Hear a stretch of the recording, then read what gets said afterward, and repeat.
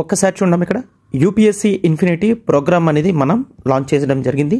అయితే దీంట్లో మీకు GS prelims plus mains, NCERT foundation, current affairs, CSAT, prelims test series and mains answer writing courses అన్నీ కూడా UPSC ఇన్ఫినిటీలో భాగంగా వస్తాయి. బోత్ మీకు లైవ్ ప్లస్ రికార్డింగ్ క్లాసెస్ అనేవి ఉంటాయి. అయితే ఫీజు అనేది 60,000 రూపీస్కి మనం ఇవ్వడం జరుగుతుంది with easy EMI option 5,000 per month. అయితే కోర్స్ బ్యూటీనెస్ ఏంటి అంటే మీకు లైఫ్ టైం వ్యాలిడిటీ అనేది ఉంటుంది. సో దట్ టెస్ట్ సిరీస్ అనేవి రెగ్యులర్గా రాయగలరు, ఆన్సర్ రైటింగ్ కూడా రాయగలరు, కరెంట్ అఫైర్స్ కూడా మీకు అవైలబుల్గా ఉంటుంది. అండ్ ఈ ప్రోగ్రామ్ గురించి మీకు ఏ డౌట్ ఉన్నా సరే, ఒకవేళ డెమో సెషన్స్ కూడా చూడాలి అనుకున్నా you can simply call to this number 7893899553. The centre state relations important chapter. So far legislative administrative relations అనేవి కంప్లీట్ చేసాం. అండ్ ఫినాన్షియల్ రిలేషన్స్ అనేవి ఏ విధంగా ఉన్నాయి అనేది మనం ట్యాక్సింగ్ పవర్స్ అనేవి ఎవరికి ఉన్నాయి, ట్యాక్స్ రెవెన్యూస్ ఎట్లా అప్రోప్రియేట్ అంటే షేర్ చేసుకుంటారు centre and state, right. And ఈ విధంగా నాన్ ట్యాక్స్ రెవెన్యూస్ కూడా ఏ విధంగా షేర్ చేసుకుంటారు అనేది మనం లాస్ట్ క్లాస్లో డిస్కస్ చేసుకున్నాం, అవునా.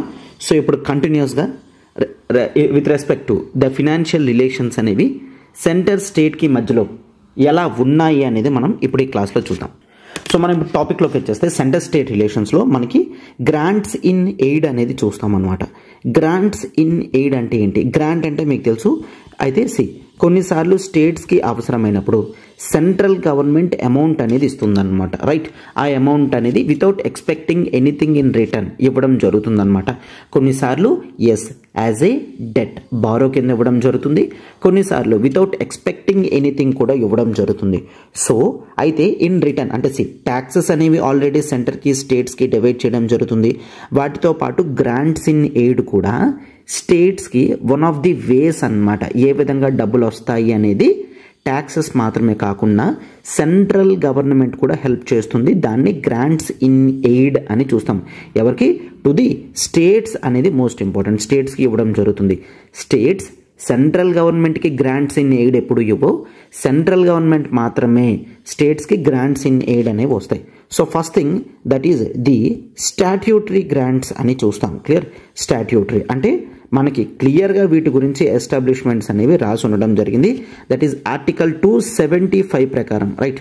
ఆర్టికల్ 275 ప్రకారం పార్లమెంట్కి స్టేట్స్కి ఫినాన్షియల్ అసిస్టెన్స్ కావాలి అంటే ఇవ్వగలది. అయితే ఇట్లా ఖచ్చితంగా ప్రతి స్టేట్కి ఇవ్వాల్సిన అవసరం లేదు. ఫర్ ఎగ్జాంపుల్ ఒక 10 స్టేట్స్కి ఇచ్చింది అనుకోండి, it does not mean that ప్రతి స్టేట్కి కూడా ఇవ్వాలని. కేవలం ఆ స్టేట్స్కి ఇవ్వాలి అని పార్లమెంట్ ఫీల్ అయ్యింది కాబట్టి ఆ స్టేట్స్కి ఇవ్వడం జరిగిందనమాట, right. So what is the article? It is article 275 of Indian constitution, right. So అయితే ఈ అమౌంట్స్ అనేవి స్టాట్యూటరీ గ్రాంట్స్ ద్వారా ఇచ్చే అమౌంట్స్ అనేవి కన్సాలిడేటెడ్ ఫండ్ ఆఫ్ ఇండియా నుంచే తీయడం జరుగుతుంది, ఓకేనా. Consolidated fund of India. ఈ క్వశ్చన్ కూడా ఫ్రేమ్ అయ్యే ఛాన్స్ ఉంటుంది. ఎక్కడి నుంచి అమౌంట్ అనేది తీస్తారని. It is from the consolidated fund of India అని గుర్తుంచుకోండి. ఎస్, అయితే ఇక్కడ రైట్. అండ్ అయితే ఈ ఆర్టికల్ 275 ప్రకారం ఏదైతే అమౌంట్స్ షేర్ చేయడం జరుగుతుందో this is on the basis of recommendations given by finance commission. Finance commission చెప్తుంది కొన్నిసార్లు ఈ స్టేట్స్కి కాస్త ఎక్స్ట్రా అమౌంట్ అనేది ఈసారి ఇవ్వండి, ఎందుకంటే వాళ్ళు పలానా ప్రాబ్లమ్స్లో ఉన్నారని, రైట్. అందుకనే ఫినాన్స్ కమిషన్ ప్రతి స్టేట్కి వెళ్ళి ఎంక్వైరీ చేసేటప్పుడు ఆ స్టేట్స్ వాళ్ళ రిక్వెస్ట్స్ అనేవి ఫినాన్స్ కమిషన్కి చెప్తారు. ఎట్లా అయినా మాకు ఈసారి కాస్త ఎక్స్ట్రా అమౌంట్ వచ్చేటట్టు చూడండి అని. Clear? Yes. So finance commission ఇచ్చే రికమెండేషన్స్తో స్టాట్యూటరీ గ్రాంట్స్ అనేవి కన్సాలిడేటెడ్ ఫండ్ ఆఫ్ ఇండియా నుంచి సెంట్రల్ గవర్నమెంట్ కొన్ని స్టేట్స్కి కావాలంటే రిలీజ్ చేయగలది అని గుర్తుంచుకోండి. ఇది మాత్రమే కాదు, కేవలం ఈ కన్సాలిడేటెడ్ ఫండ్ ఆఫ్ ఇండియా నుంచి స్టేట్స్కి ఇన్ జనరల్గా ఇచ్చేది మాత్రమే కాకుండా స్టాట్యూటరీ గ్రాంట్స్లో మరి ఇంకేం చూస్తాము అంటే, ఒకవేళ సెంట్రల్ గవర్నమెంట్ అనుకుంది అనుకోండి, మనం అమౌంట్ అనేది కొన్ని స్పెసిఫిక్ గ్రాంట్స్ అనేవి ఇవ్వాలి. ఎవరికి? For the welfare of scheduled tribes. Scheduled tribes యొక్క వెల్ఫేర్ గురించి కొంత అమౌంట్స్ అనేవి ఇవ్వాలి అనుకుంటే, for example in the state of Assam కానీ ఇంకా షెడ్యూల్డ్ ఏరియాస్లో ఉన్న కొంతమంది ట్రైబల్ పీపుల్ యొక్క వెల్ఫేర్ కానీ అమౌంట్స్ అనేవి ఇవ్వాలి అనుకుంటే ఇవ్వగలరు, రైట్. ఎస్. అండ్ ఇది కూడా చూడండి, అయితే ఇవి కూడా ఎవరు చేయగలరు? ఆర్టికల్ 275 ఎంపవర్స్, ఇది గుర్తుంచుకోండి, ఆర్టికల్ 275 ఎంపవర్స్ పార్లమెంట్కి ఎంపవర్ చేయగలదు. Yes, you have every right to give amount from the consolidated fund of India to the states, right. ఇది గుర్తుంచుకోండి, article 275. When I'm just telling about central government ఇవ్వగలది, it means article 275 ప్రకారం పార్లమెంటే చేయగలది అని అర్థం. ఓకేనా, right. ఇది statutory grants under article 275 అని చూస్తాం. అట్లనే మరొక గ్రాంట్స్ అనేది ఉంది, దాన్ని డిస్క్రిషనరీ గ్రాంట్స్ అని అంటామన్నమాట, right. Discretionary grants. Statutory grants అంటే పేర్లోనే ఉంది, చట్టం ద్వారా. స్టాట్యూటరీ అంటే చట్టం కదా, చట్టం ద్వారా అంటే nothing but parliamentary, right. And ఇక్కడ డిస్క్రిషనరీ గ్రాంట్స్ మాత్రం అంటే పార్లమెంట్కి సంబంధం లేకుండా సెంట్రల్ గవర్నమెంట్ ఇవ్వగలదు అనమాట, రైట్. సో అందుకే పేర్లో ఉంది డిస్క్రిషనరీ, తనకిష్టమైతే. క్లియర్, డిస్క్రిషనరీ తనకిష్టమైతే. This is under article 282 of Indian constitution. Statutory grants under article 275, discretionary grants under article 282 అనేది చూస్తాం, రైట్. సో ఏదైనా ఒక పబ్లిక్ పర్పస్కి మీట్ అవ్వడానికి సెంట్రల్ గవర్నమెంట్ కావాలంటే కొన్ని స్టేట్స్కి ఈ విధంగా ఆర్టికల్ 282 ప్రకారం కొన్ని డిస్క్రిషనరీ గ్రాంట్స్ అనేవి ప్రొవైడ్ చేయగలదన్నమాట, రైట్. ఎస్, ఇవి డిస్క్రిషనరీ గ్రాంట్స్ కాబట్టి ఎంతైనా ఇవ్వచ్చు. అండ్ స్టేట్స్ రిక్వెస్ట్ బేసిస్ మీద కాకుండా సెంటరే తనంతట తానుగా ఇవ్వచ్చు, ఆర్ స్టేట్స్ అయినా రిక్వెస్ట్ చేయగలరు, మాకు 282 ప్రకారం కొన్ని గ్రాంట్స్ అనేవి అలాట్ చేయండి అని చెప్పగలదన్నమాట, రైట్. అండ్ ఇది మాత్రమే కాదు, ఒకప్పుడు ఉండేది ఇప్పుడు లేదు, that is the other grants.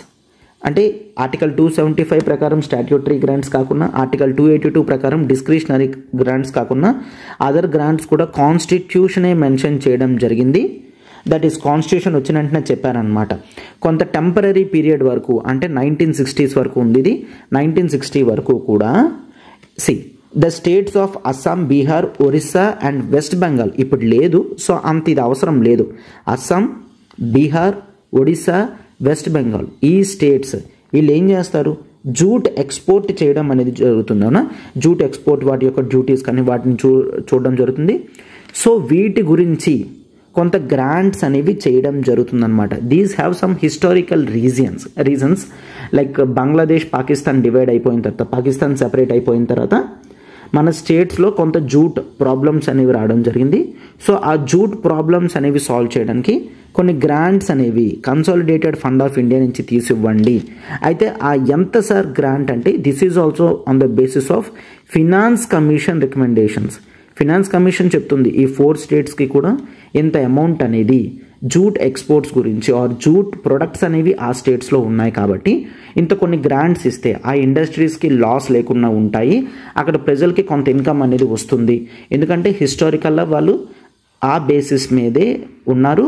ఇప్పుడు పాకిస్తాన్ అనేది సెపరేట్ అయిన తర్వాత వీళ్ళకి ప్రాబ్లం వచ్చింది అని చెప్పి దీన్ని పెట్టడం జరిగిందనమాట. బట్ ఇది కూడా 1960s వరకు మాత్రమే ఉంది అని మనం చూస్తాం, right. So this is about statutory grants, very important, article 275.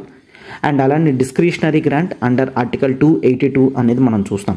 And next most important, that is the 101st constitutional amendment ప్రకారం the goods and service tax అనేది మనం చూస్తాం. జిఎస్టీ కౌన్సిల్ అనేది ఏర్పాటు చేయడం జరిగింది. జిఎస్టీ కౌన్సిల్లో వాళ్ళు డిస్కషన్స్ అనేవి చేస్తారనమాట, రైట్. దిస్ ఈజ్ 2016లో 101st constitutional amendment act, right. Centre and states ఇద్దరు కూడా కూర్చొని ఏ విధంగా ట్యాక్సెస్ లెవీ చేయాలి అండ్ ఎట్లా షేర్ చేసుకోవాలి, దేనికి ఎంత ట్యాక్స్ ఉండాలి అనేది జిఎస్టీ కౌన్సిల్లో వాళ్ళు డిస్కషన్ చేసుకుంటారు. సో దీంతో కోఆపరేషన్ అండ్ కోఆర్డినేషన్ అనేది సెంటర్కి, స్టేట్స్కి ఏర్పడుతుంది అని మనం చూస్తాం. అయితే ఈ జిఎస్టీ కౌన్సిల్ ఆర్టికల్ ఎంతమ్మా, this is also very important, article 279A, right. Article 279A అనేది జిఎస్టీ కౌన్సిల్. సో ఇదేం చెప్తుందంటే ఆర్టికల్ 279A ఎంపవర్స్, గుర్తుంచుకోండి, it empowers president to constitute GST council. GST కౌన్సిల్ని ఎవరు కాన్స్టిట్యూట్ చేయగలరు, ప్రెసిడెంట్ కాన్స్టిట్యూట్ చేస్తారనమాట, clear.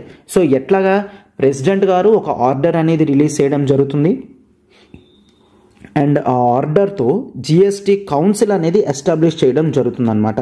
So it as a joint forum, right. సెంటర్కి, స్టేట్కి కలిపి ఒక జాయింట్ ఫోరంని ఏర్పాటు చేసి ఎవరు రావచ్చు ఎవరు ఉండొచ్చు అనేది అంతా కూడా ప్రెసిడెంట్ గారు తన ఆర్డర్లో చెప్పడం జరుగుతుంది. సో ఫస్ట్ టైం ఒక్కసారి జిఎస్టీ కౌన్సిల్ ఏర్పాటు చేస్తే చాలు, నెక్స్ట్ నుంచి మీటింగ్స్ అనేవి జిఎస్టీ కౌన్సిలే డిసైడ్ చేసుకుంటుంది అనమాట. రైట్. ఎస్. అయితే దీంట్లో ట్యాక్సెస్ కానీ, ఏ సెసెస్ కానీ, సర్చార్జెస్ కానీ ఏవి జిఎస్టీలో మెర్జ్ చేయాలి అండ్ ఏవి జిఎస్టీ నుండి ఎగ్జంప్షన్స్ అనేవి పొందుతాయి, రైట్, మోడల్ జిఎస్టీ లాస్ ఏంటి, ఏ విధంగా మనం వాటిని లెవీ చేస్తాము, ఎట్లా షేర్ చేసుకుంటాం, ఇంటర్ స్టేట్ ట్రేడ్ కానీ, కామర్స్ కానీ, ఈ ప్రిన్సిపల్స్, ది సప్లై, ఈ కాన్సెప్ట్స్ అన్నీ కూడా ఈ జిఎస్టీ కౌన్సిల్లో వాళ్ళు డిస్కస్ చేసుకోవడం జరుగుతుంది. అండ్ జిఎస్టీ ఎగ్జంప్షన్ లిమిట్స్ అనేవి, for example there is a trader A, clear. అయితే వీళ్ళు ఒకప్పుడు వరకు జిఎస్టీ ఎగ్జంప్షన్స్ అనేవి లెట్స్ టేక్ ఒక 20 lakhs లోపల బిజినెస్ చేస్తే జిఎస్టీ కట్టాల్సిన అవసరం లేదు అని చెప్పారనుకోండి, ఇది థ్రెష్-హోల్డ్ లిమిట్, అవునా. అయితే ఈ థ్రెష్-హోల్డ్ లిమిట్ని మళ్ళీ వీళ్ళు మార్చగలరు. Okay, 40 lakhs. సో నువ్వు 40 lakhs వరకు బిజినెస్ చేస్తే నువ్వు జిఎస్టీ కట్టాల్సిన అవసరం లేదు అని చిన్న చిన్న బిజినెసెస్ వాళ్ళకి చెప్తుందన్నమాట. రైట్. ఇట్లా థ్రెష్-హోల్డ్ లిమిట్ పెంచే పవర్ కూడా జిఎస్టీ కౌన్సిల్కే ఉంటుంది అని మనం చూస్తాం. రైట్. అండ్ జిఎస్టీ రేట్స్ ఎంత ఉండాలి, లైక్ ఇప్పుడు మనకు ఉన్నది కదా 1%, 3%, ఇట్లాగా డిఫరెంట్ 28%, ఇవన్నీ కూడా జిఎస్టీ కౌన్సిలే డిసైడ్ చేస్తుంది. అండ్ న్యాచురల్ కెలామిటీ టైంలో కూడా ఒకవేళ ఎక్స్ట్రా స్పెషల్ రేట్స్ వేసి ఈ న్యాచురల్ కెలామిటీకి సంబంధించిన అమౌంట్ ఏదైతే ఖర్చు పెట్టామో వాటిని కాస్త సర్దుకోవడానికి కూడా ఎక్స్ట్రా ట్యాక్సెస్ లెవీ చేయాలన్నా సరే పవర్ అంతా కూడా జిఎస్టీ కౌన్సిల్కే ఉంటుంది అని మనం చూస్తాం. Right. So this is GST council in centre state relations. సెంటర్ స్టేట్ రిలేషన్స్లో ఈ విధంగా జిఎస్టీ కౌన్సిల్ని చూస్తాం. And next there is something that is called the finance commission. Right. So మనకి ఫినాన్స్ కమిషన్ కూడా ఉంటుంది. What is this finance commission? Finance commission అనేది అండర్ ఆర్టికల్ 280 గుర్తుంచుకున్నామా? ఆర్టికల్స్ ఏవైతే స్ట్రెస్ చేస్తున్నానో ఖచ్చితంగా మీరు వాటిని గుర్తుంచుకోవాల్సిందే. కంటిన్యూస్గా చూస్తూ ఉంటే మీకు గుర్తుంటుంది అనమాట. So article 280 deals with the finance commission అనమాట. అయితే ఈ ఫినాన్స్ కమిషన్ అనేది మనం ఎట్లా చూస్తాము? It is generally referred as the quasi judicial body అని అంటారు. Most important గుర్తుంచుకున్నామా? ఆప్షన్స్ కింద కూడా దీన్ని ఇచ్చే ఛాన్స్ ఉంటుంది. Quasi judicial body. అయితే జుడిషియల్ బాడీ అంటే కేవలం కోర్ట్స్ మాత్రమే అని కాదు, అందుకని ఇది ఒక క్వాజీ, దగ్గర జుడిషియల్ బాడీలా యాక్ట్ చేస్తుంది. అంటే ఏ విధంగా ఫినాన్సెస్ అనేవి షేర్ చేయాలి, ఒకవేళ దాంట్లో వచ్చిన డిస్ప్యూట్స్ని ఎట్లా సాల్వ్ చేయాలి, అన్నీ కూడా ఫినాన్స్ కమిషనే చూస్తుంది కదా. అందుకనే ఫినాన్స్ కమిషన్ని ఒక క్వాజీ జుడిషియల్ బాడీ అని అంటాము. అండ్ ఆర్టికల్ 280లో ఉంది కాబట్టి దీన్ని ఒక కాన్స్టిట్యూషనల్ బాడీ అని కూడా అంటాం.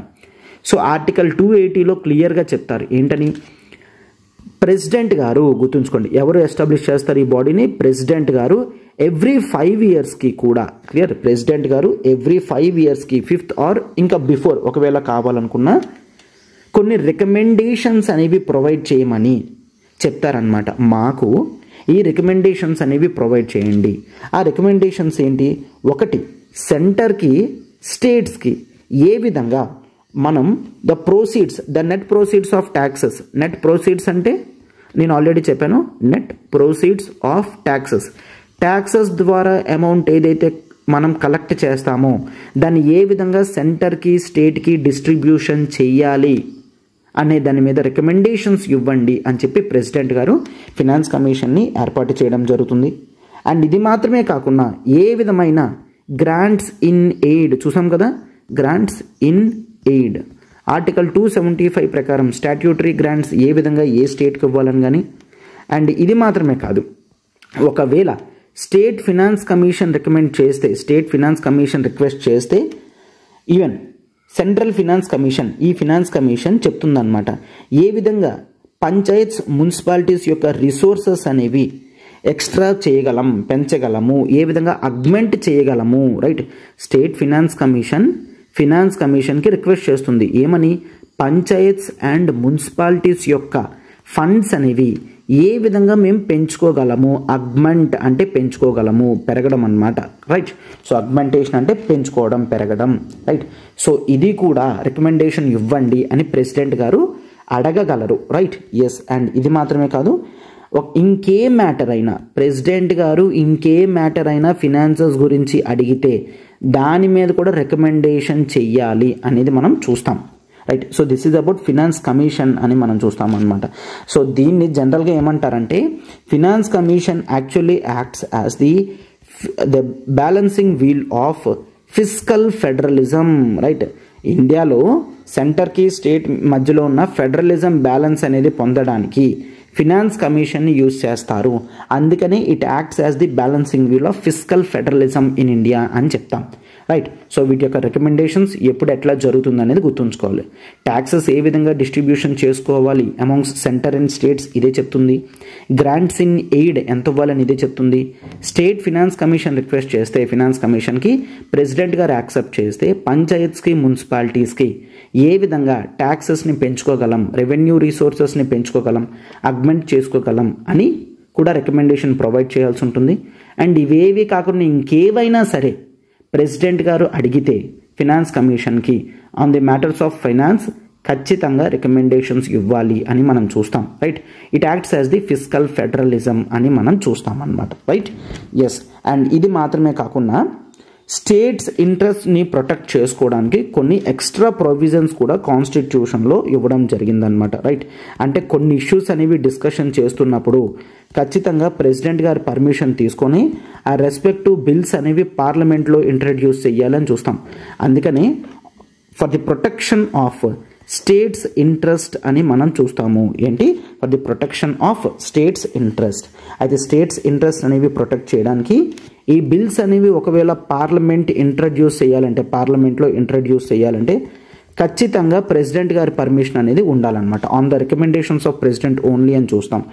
ఏంటంటే ఒకవేళ స్టేట్స్కి ఎఫెక్ట్ అయ్యే ట్యాక్స్ రేట్స్ని చేంజ్ చేయాలనుకుంటే, ఫర్ ఎగ్జాంపుల్ ట్యాక్స్ డిస్ట్రిబ్యూషన్లో స్టేట్స్కి ఇస్తాం కదా, దాంట్లో ఏమైనా చేంజెస్ చేయాలనుకున్నా, రైట్. అండ్ కొన్ని ట్యాక్సెస్ అనేవి చేంజ్ చేయడం వల్ల కొన్ని స్టేట్స్ ఎఫెక్ట్ అవుతాయి అనుకున్నా వాటికి ఖచ్చితంగా ప్రెసిడెంట్ గారి పర్మిషన్తో మాత్రమే పార్లమెంట్ చట్టం అనేది చేయాల్సిన అవసరం ఉంటుందన్నమాట. అండ్ ఇది మాత్రమే కాకుండా the definition of agricultural income అనేది చేంజ్ చేయాలనుకున్నా, అసలు అగ్రికల్చరల్ ఇన్కమ్ అంటే ఏంటి, దాంట్లోకి ఏ వస్తాయి అనేది చేంజ్ చేయాలనుకున్నా ఖచ్చితంగా ప్రెసిడెంట్ రికమెండేషన్తో మాత్రమే పార్లమెంట్లో బిల్ పెట్టాల్సి ఉంటుంది.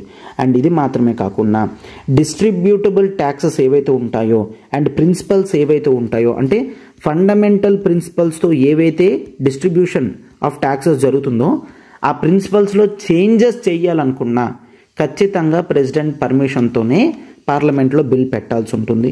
అండ్ ఇది మాత్రమే కాకుండా any surcharge on specified tax for the purpose of centre, clear, అంటే సర్చార్జ్ ఏదైనా సెంటర్ లెవీ చేయాలనుకుంటుంది అనుకోండి, అప్పుడు కూడా ఆ బిల్ కూడా ఖచ్చితంగా పార్లమెంట్లో పెట్టాలంటే ప్రెసిడెంట్ గారి పర్మిషన్ అనేది, రికమెండేషన్స్ అనేవి ఖచ్చితంగా ముందే తీసుకోవాలన్నమాట, లైక్ సర్చార్జెస్కి కూడా సర్చార్జెస్.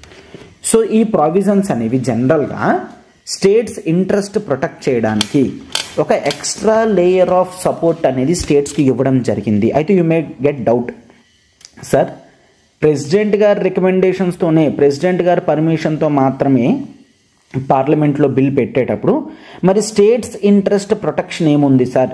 ఎస్. సో జనరల్గా ఏమని చూస్తామంటే ఇప్పుడు స్టేట్స్ ఖచ్చితంగా రిక్వెస్ట్ చేస్తారు అండ్ స్టేట్స్కి ఇష్టం లేకపోతే ప్రెసిడెంట్ గారు యాక్సెప్ట్ చేయరు, ప్రెసిడెంట్ గారు యాక్సెప్ట్ చేయకపోతే పార్లమెంట్లో బిల్ పెట్టరు అని చెప్తారనమాట. ఎందుకంటే ప్రెసిడెంట్ గారి సెలక్షన్లో స్టేట్స్ యొక్క ఎమ్మెల్యేస్ కూడా ఇంపార్టెంట్ రోల్ ప్లే చేస్తారు. అవునా? మనం ప్రెసిడెంట్ బాడీని డిస్కషన్ చేస్తున్నప్పుడు మీకు క్లియర్గా అర్థమవుతుంది. ప్రెసిడెంట్ గారు ఎలా ఎలక్ట్ అవుతారమ్మా? స్టేట్ యొక్క ఎమ్మెల్యేస్ కూడా ప్రెసిడెంట్ యొక్క ఎలక్షన్స్లో పార్టిసిపేట్ చేయడం అనేది మనం చూస్తామన్నమాట, రైట్. ఎస్. సో ఈ విధంగా కంప్లీట్గా మనం స్టేట్స్ ఇంట్రెస్ట్ ప్రొటెక్ట్ చేయడానికి ఎక్స్ట్రా సోర్సెస్ అనేవి కూడా మనకి ఉన్నాయి అని మనం చూస్తాం. మనకి కాన్స్టిట్యూషన్లో డిస్కషన్ చేయడం జరిగింది. అండ్ ఇది మాత్రమే కాకుండా ఫినాన్షియల్ రిలేషన్స్లో మరొక ఆస్పెక్ట్ కూడా మనం డిస్కస్ చేయాలి, that is borrowings. Yes, borrowings అనేవి బోత్ సెంటర్ అండ్ స్టేట్స్ ఇద్దరు కూడా చేయొచ్చు అనమాట, ఓకేనా. ఎందుకంటే ఇండియాలో ఫినాన్సెస్ అనేవి ప్రాపర్గా సరిపోవు కాబట్టి, అంటే ఫర్ థింగ్ ఏ కంట్రీలో కూడా సెంట్రల్ గవర్నమెంట్కైనా స్టేట్ గవర్నమెంట్కైనా వచ్చిన ఫినాన్సెస్ అనేవి సరిపోకపోవచ్చు. సో అప్పుడు బారోయింగ్స్ చేసి డెవలప్మెంట్ అనేది చేస్తారు, సో ఇట్లా బారోయింగ్ చేసే కెపాసిటీ బోత్ సెంటర్కి స్టేట్స్కి ఉంటుంది అని మన కాన్స్టిట్యూషన్లో క్లియర్గా చెప్పడం జరిగిందనమాట, రైట్. సో అయితే వాటి ప్రకారం సెంట్రల్ గవర్నమెంట్ అనేది విత్ ఇన్ ఇండియా, క్లియర్, ఇండియాలో అయినా or outside, clear, both ఇండియాలో అయినా అవుట్ సైడ్ అయినా సరే సెంట్రల్ గవర్నమెంట్ కావాలి అనుకుంటే ఎక్కడైనా సరే బారో చేసుకోవచ్చు, ఎక్కడి నుంచైనా అప్పు తెచ్చుకోవచ్చు on the guarantees by putting guarantee on the consolidated fund of India. మా కన్సాలిడేటెడ్ ఫండ్ ఆఫ్ ఇండియాలో ఎంత అమౌంట్ వస్తుంది, సో నేను మీకు అది గ్యారంటీగా పెడుతున్నాను, నాకు ఫండ్స్ అనేవి ఇవ్వండి అని చెప్పి ఎక్కడైనా ఇండియాలో కానీ ఫారెన్ కంట్రీస్ నుంచి కానీ అప్పు తెచ్చుకోగలది, క్లియర్. అయితే గుర్తుంచుకోండి సార్, ఎంత అప్పు తెచ్చుకోవచ్చు, లిమిట్స్ ఏమైనా ఉన్నాయా అంటే యాజ్ ఆఫ్ నౌ లిమిట్స్ ఏం లేవు. బట్ ఒకవేళ లిమిట్స్ కావాలి అనుకుంటే పార్లమెంట్ ఒక చట్టం చేసి లిమిట్ అనేది పెట్టచ్చు. బట్ ఇంతవరకు పార్లమెంట్ ఆ విధమైన చట్టం అనేది చేయలేదు, ఓకేనా సార్. లిమిట్స్ ఏమైనా ఉన్నాయంటే యాజ్ ఆఫ్ నౌ లిమిట్స్ లేదు. బట్ లిమిట్స్ పెట్టచ్చా అంటే ఎస్, పార్లమెంట్ చెప్పచ్చు. కేవలం 1,00,000 కోట్లు మాత్రమే బయట నుంచి తెచ్చుకోవాలి, విత్ ఇన్ ఇండియాలో 5 lakh crores మాత్రమే అప్పు చేయాలి అన్న లిమిట్స్ కావాలి అంటే పార్లమెంట్ పెట్టగలదు. బట్ యాజ్ ఆఫ్ నౌ అటువంటి లిమిట్స్ ఏవి కూడా లేదు. అండ్ సేమ్ థింగ్ స్టేట్స్ విషయానికి వస్తే స్టేట్స్ అనేవి అప్పు చేయొచ్చు, బట్ విత్ ఇన్ ఇండియాలో మాత్రమే, కేవలం ఇండియాలో మాత్రమే స్టేట్స్ అప్పు చేయగలరు. బయట కంట్రీ నుంచి తెచ్చుకునే కెపాసిటీ అనేది స్టేట్స్కి లేదు. ఎందుకు? ఎస్, కాన్స్టిట్యూషన్ ఇంటెన్షనల్గానే పవర్ అనేది స్టేట్స్కి ఇవ్వలేదు. అయితే ఇట్లా విత్ ఇన్ ఇండియాలో అప్పు తెచ్చుకుంటున్నప్పుడు కన్సాలిడేటెడ్ ఫండ్ ఆఫ్ ది స్టేట్ని గ్యారంటీగా పెట్టి స్టేట్ అప్పు తెచ్చుకోవచ్చు అన్నమాట, రైట్. ఎస్, అండ్ ఇది కూడా with in the limit of state legislature. State legislature కావాలి అంటే లిమిట్స్ పెట్టచ్చు, స్టేట్ లెజిస్లేచర్ కావాలంటే లిమిట్స్ పెట్టచ్చు అని మనం చూసాం. అయితే ఉన్నాయా లేదా అంటే రెస్పెక్టివ్ స్టేట్స్ ఆస్పెక్ట్స్ బట్టి ఉంటాయి. ఇవి ఎక్కడ కూడా అంత డిస్కషన్ చేయరు. కొన్ని స్టేట్స్లో ఉండొచ్చు, కొన్ని స్టేట్స్లో ఉండకపోవచ్చు. అందుకని ఇన్ జనరల్గా మనం దాన్ని చెప్పలేమన్నమాట, రైట్. ఎస్, అండ్ ఇది మాత్రమే కాకుండా even central government is empowered to make loans. అంటే సెంట్రల్ గవర్నమెంట్ లోన్స్ తీసుకొని స్టేట్కి ఇస్తుంది, ఓకేనా. సెంట్రల్ గవర్నమెంట్ లోన్ తీసుకొని స్టేట్స్కి ఇస్తుంది. బట్ అలా సెంట్రల్ గవర్నమెంట్ లోన్ తీసుకునేటప్పుడు it has to put guarantee of consolidated fund of India ఉంది. Consolidated fund of India amount చూపించి విత్ ఇన్ ఇండియాలో కానీ అవుట్ సైడ్లో కానీ కొంత లోన్ అనేది రేస్ చేసి అది స్టేట్స్కి ఇవ్వచ్చు. సార్ ఎందుకు సార్? ఎందుకంటే వన్ థింగ్, ఒకటి స్టేట్స్ అవుట్ సైడ్ కంట్రీ నుంచి తెచ్చుకోలేవు, రైట్. అండ్ సెకండ్ వన్ ఏంటి అంటే ద రేట్ ఆఫ్ ఇంట్రెస్ట్ అనేవి, క్లియర్, రేట్ ఆఫ్ ఇంట్రెస్ట్ అంటే ఇంట్రెస్ట్ రేట్స్ అనేవి ఖచ్చితంగా స్టేట్కి కన్నా సెంట్రల్ గవర్నమెంట్కి తక్కువ రేట్ ఉంటుందన్నమాట. ఎందుకంటే స్టేట్స్ మళ్ళీ ఇవ్వగలవో లేదో అన్న రిస్క్ ఎక్కువ ఉంటుంది. స్టేట్స్ తీసుకుంటే రిస్క్ ఎక్కువ ఉంటుంది. సో ఇంట్రెస్ట్ రేట్స్ అనేవి కాస్త ఎక్కువ ఉంటాయి. అదే సెంట్రల్ గవర్నమెంట్ అంటే రిస్క్ తక్కువ ఉంటుంది కాబట్టి వాటి యొక్క ఇంట్రెస్ట్ రేట్స్ కూడా తక్కువ ఉంటుంది. సో అందుకనే లోన్స్ని సెంట్రల్ గవర్నమెంట్ రేస్ చేసి స్టేట్స్కి ఇవ్వడం జరుగుతుందన్నమాట, రైట్. ఎస్, సో ఇట్లాగా మనం చూస్తాము. అండ్ ఒకటి గుర్తుంచుకోండి, ఇది కూడా ఇంపార్టెంట్, ఆల్రెడీ దీని మీద క్వశ్చన్ కూడా ఫ్రేమ్ అవ్వడం జరిగింది ప్రీవియస్ ఎగ్జామినేషన్స్లో. లైక్ స్టేట్స్ సెంట్రల్ గవర్నమెంట్ దగ్గర నుంచి కూడా అప్పు తెచ్చుకోవచ్చు, క్లియర్.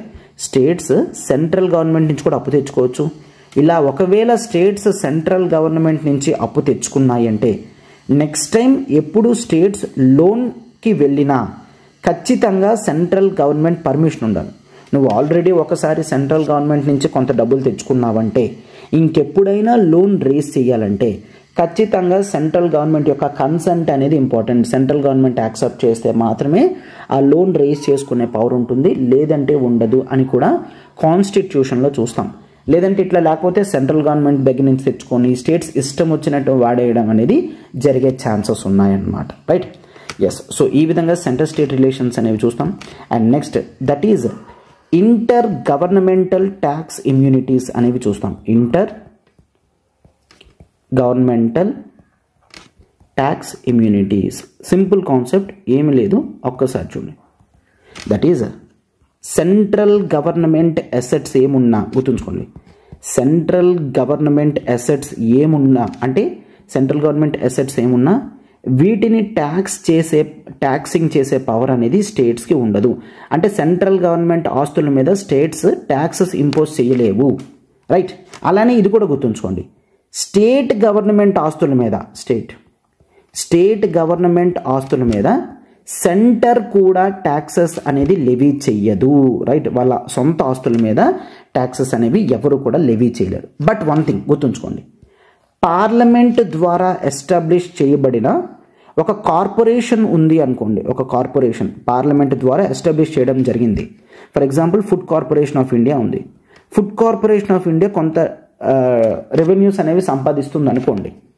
సో అప్పుడు ఈ ఫుడ్ కార్పొరేషన్ ఆఫ్ ఇండియా మీద ట్యాక్సెస్ అనేవి స్టేట్ వేయగలదు. క్లియర్?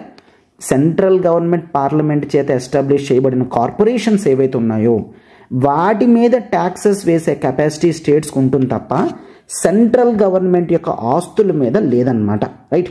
ఎందుకంటే ఈ కార్పొరేషన్స్ అనేవి సెపరేట్ ఎంటిటీ, కింద చూస్తాం, సెంట్రల్ గవర్నమెంట్ కింద చూడం, ఇవి సెపరేట్ బాడీస్ కింద చూస్తాం. సో అందుకని సెంట్రల్ గవర్నమెంట్ ఆస్తుల మీద స్టేట్ ట్యాక్సెస్ వేయలేదు, కానీ ఇటువంటి కార్పొరేషన్స్ మీద స్టేట్స్ వేయగలదు. అలానే స్టేట్స్ ఆస్తుల మీద సెంట్రల్ గవర్నమెంట్ వేయలేదు కదా, స్టేట్ గవర్నమెంట్ చేత అంటే స్టేట్ లెజిస్లేటివ్ అసెంబ్లీస్తో ఫార్మ్ అయిన కార్పొరేషన్స్ ఏమైనా ఉంటే వాటి మీద ట్యాక్సెస్ అనేవి మళ్ళీ సెంట్రల్ గవర్నమెంట్ కూడా వేయగలదు.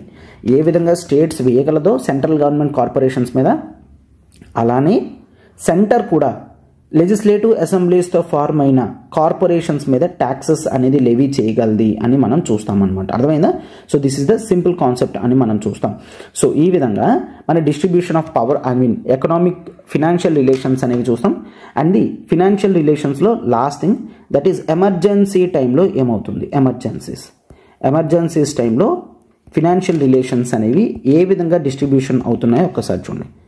That is, if you take national emergency, article 352, that is national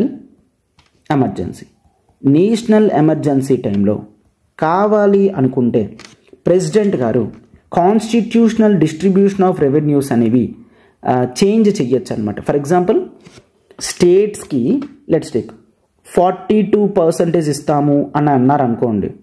but national emergency టైంలో they can discuss and they can reduce, 42 ఇవ్వలేము 22% మాత్రమే ఇస్తాము అని ప్రెసిడెంట్ గారు మోడిఫై చేయగలరు. ఎందుకు? నేషనల్ ఎమర్జెన్సీ టైం కాబట్టి, రైట్. ఎటువంటి ట్రాన్స్ఫర్ ఆఫ్ ఫినాన్సెస్ అయినా, ట్యాక్సెస్ అయినా, గ్రాంట్స్ ఇన్ ఎయిడ్ అయినా, ఏవైనా సరే ప్రెసిడెంట్ గారు మోడిఫై చేయగలరు. అయితే ఇట్లా చూడండి, ఇట్లా మోడిఫై చేసిన ఆర్డర్స్ అనేవి ఎంతవరకు ఉంటాయి అంటే till the end of financial year అంటే ఆ నేషనల్ ఎమర్జెన్సీ ఎప్పుడైతే కంప్లీట్ అవుతుందో ఆ రెస్పెక్టివ్ ఇయర్లో ఫినాన్షియల్ ఇయర్ కంప్లీట్ అయినంత వరకు ఇవి ఉంటాయన్నమాట. నేను ఇప్పుడు మళ్ళీ క్లియర్గా ఎక్స్ప్లెయిన్ చేస్తాను, చూద్దాం. But first of all financial year అంటే ఏంటి? మనకి క్యాలెండర్ ఇయర్ అంటే January 1 అనేది చూస్తాం, క్లియర్. సో January 1 అనేది మనకి calendar year. But financial year అనేది April 1 నుంచి నెక్స్ట్ March 31 వరకు చూస్తాం. March 31 ఇది ఫినాన్షియల్ ఇయర్ అంటాం. ఫినాన్షియల్ ఇయర్ అంటే April 1 నుంచి నెక్స్ట్ ఇయర్ March 31 వరకు. అయితే లెట్స్ టేక్ 2020 గుర్తుంచుకోండి. 2020 December 15న నేషనల్ ఎమర్జెన్సీ డిక్లేర్ చేసి క్లోజ్ చేసేసారు అనుకోండి. Let's take, right. So December 15న నేషనల్ ఎమర్జెన్సీ అనేది సీజ్ అయిపోయింది, అక్కడి నుంచి నేషనల్ ఎమర్జెన్సీ లేదు. బట్ ఈ 2019-20 డిస్ట్రిబ్యూషన్స్లో ట్యాక్సెస్ అనేవి 42% నుంచి 22%కి తగ్గించడం జరిగింది అనుకోండి. మరి దీని యొక్క ఇంప్లిమెంటేషన్ అనేది 2021 March 31 వరకు మాత్రమే ఉంటుంది. March 31 అంటే 2021 April 1 నుంచి మళ్ళీ 42% ఆఫ్ రెవెన్యూస్ అనేవి డిస్ట్రిబ్యూషన్ జరుగుతాయి. అర్థమైందా? సో 2019-20 నుంచి నేషనల్ ఎమర్జెన్సీ ఉంది అనుకోండి, ఆ ఇయరే క్లియర్గా చెప్పడం జరిగింది రెవెన్యూస్ అనేవి 42% నుంచి 22%కి తగ్గిస్తామని. ఎస్, ఓకే, ప్రెసిడెంట్ గారు మోడిఫై చేశారు. అయితే ఈ నేషనల్ ఎమర్జెన్సీ అనేది 2020 December 15న క్లోజ్ అయిపోయింది. అయితే ఎప్పుడైతే నేషనల్ ఎమర్జెన్సీ క్లోజ్ అయిపోతుందో ఆ respective year financial year closing వరకు అవే డిస్ట్రిబ్యూషన్స్ ఉంటాయి.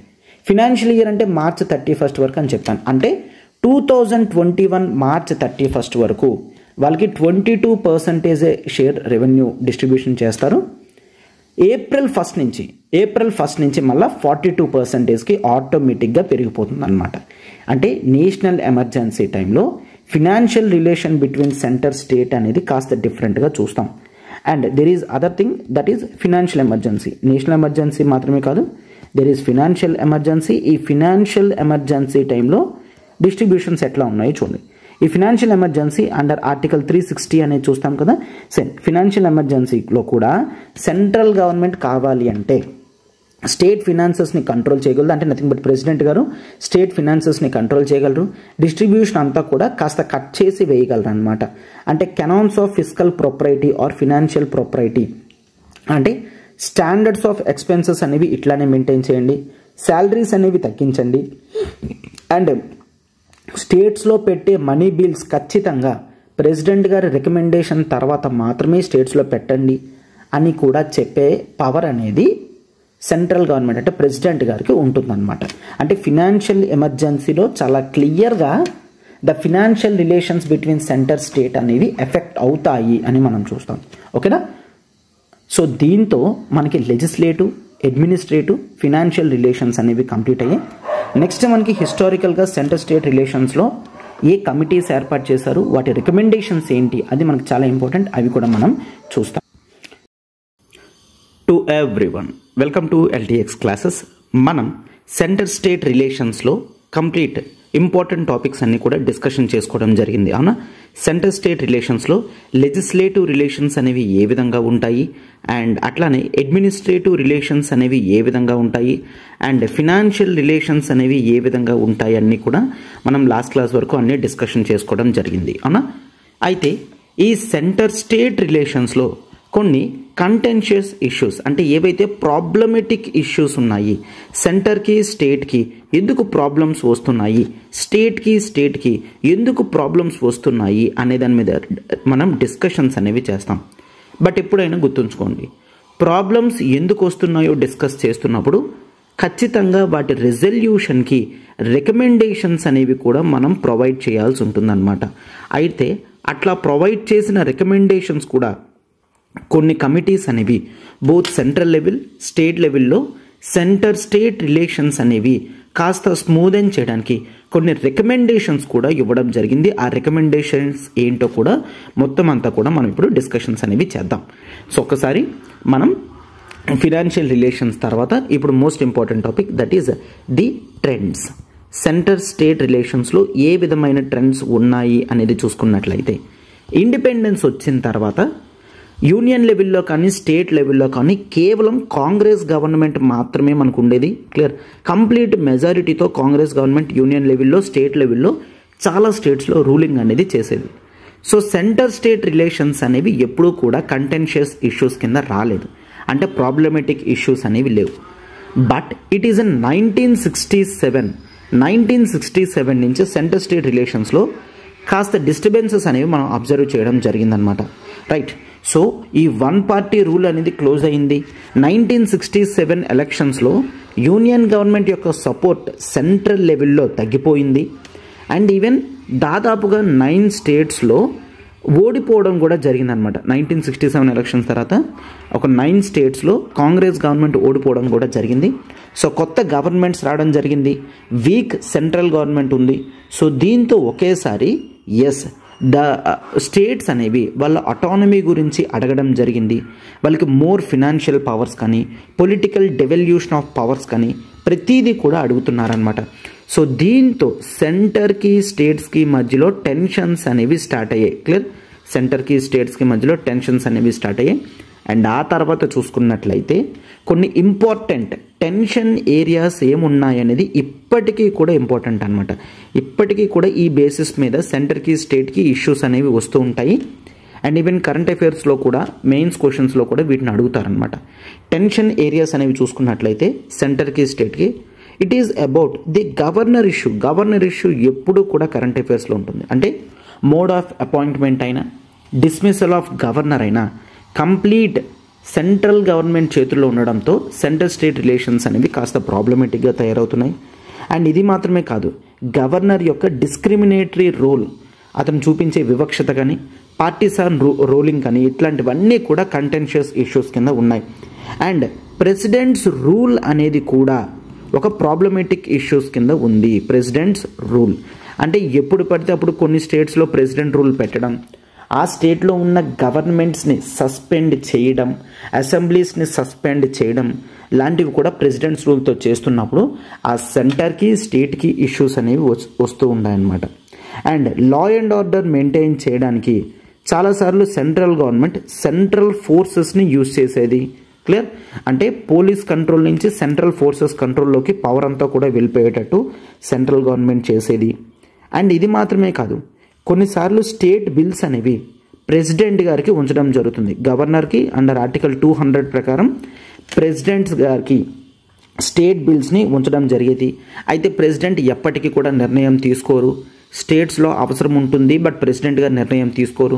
సో దీనివల్ల సెంటర్ స్టేట్ రిలేషన్స్ అనేవి డ్యామేజ్ అవుతున్నాయి.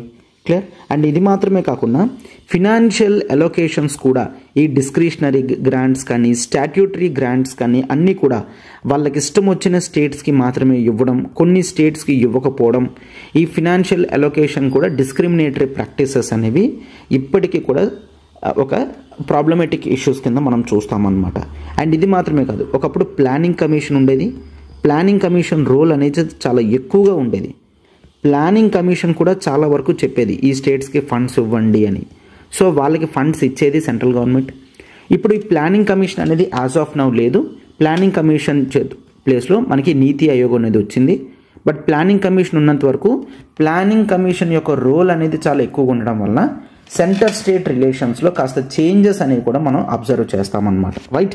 ఎస్. అండ్ ఇది మాత్రమే కాకుండా ఈవెన్ ఆల్ ఇండియా సర్వీసెస్లో కూడా, all India services like IAS, IPS allocation కానీ, వాళ్ళని మళ్ళీ సెంట్రల్ గవర్నమెంట్ పిలవడం కానీ, ఇట్లాంటివన్నీ కూడా complete IAS, IPS, forest services అనేవి సెంట్రల్ గవర్నమెంట్ చేతుల్లో, అల్టిమేట్ చేతుల్లో ఉండడంతో సెంటర్ స్టేట్ రిలేషన్స్ అనేవి కాస్త డ్యామేజ్ అవుతున్నాయి అని మనం చూస్తాం. అండ్ ఇది మాత్రమే కాదు, ఎలక్ట్రానిక్ మీడియా అనేది పొలిటికల్ పర్పస్గా యూజ్ చేయడం కానీ, అండ్ చీఫ్ మినిస్టర్స్కి ఎగెయిన్స్ట్గా ఎంక్వైరీస్ అనేవి పొలిటికల్ అంబిషన్స్తో ఏర్పాటు చేయడం. అంటే ఒక చీఫ్ మినిస్టర్ నేమ్ అనేది బాగా ఫేమ్ అవుతుంది అనుకోండి, అతని మీదకి కొన్ని సెపరేట్ ఎంక్వైరీ కమిషన్స్ వేసి వాళ్ళ యొక్క నేమ్ అనేది డ్యామేజ్ చేసే విధంగా సెంట్రల్ గవర్నమెంట్ చేస్తూ ఉండేదన్నమాట. Right?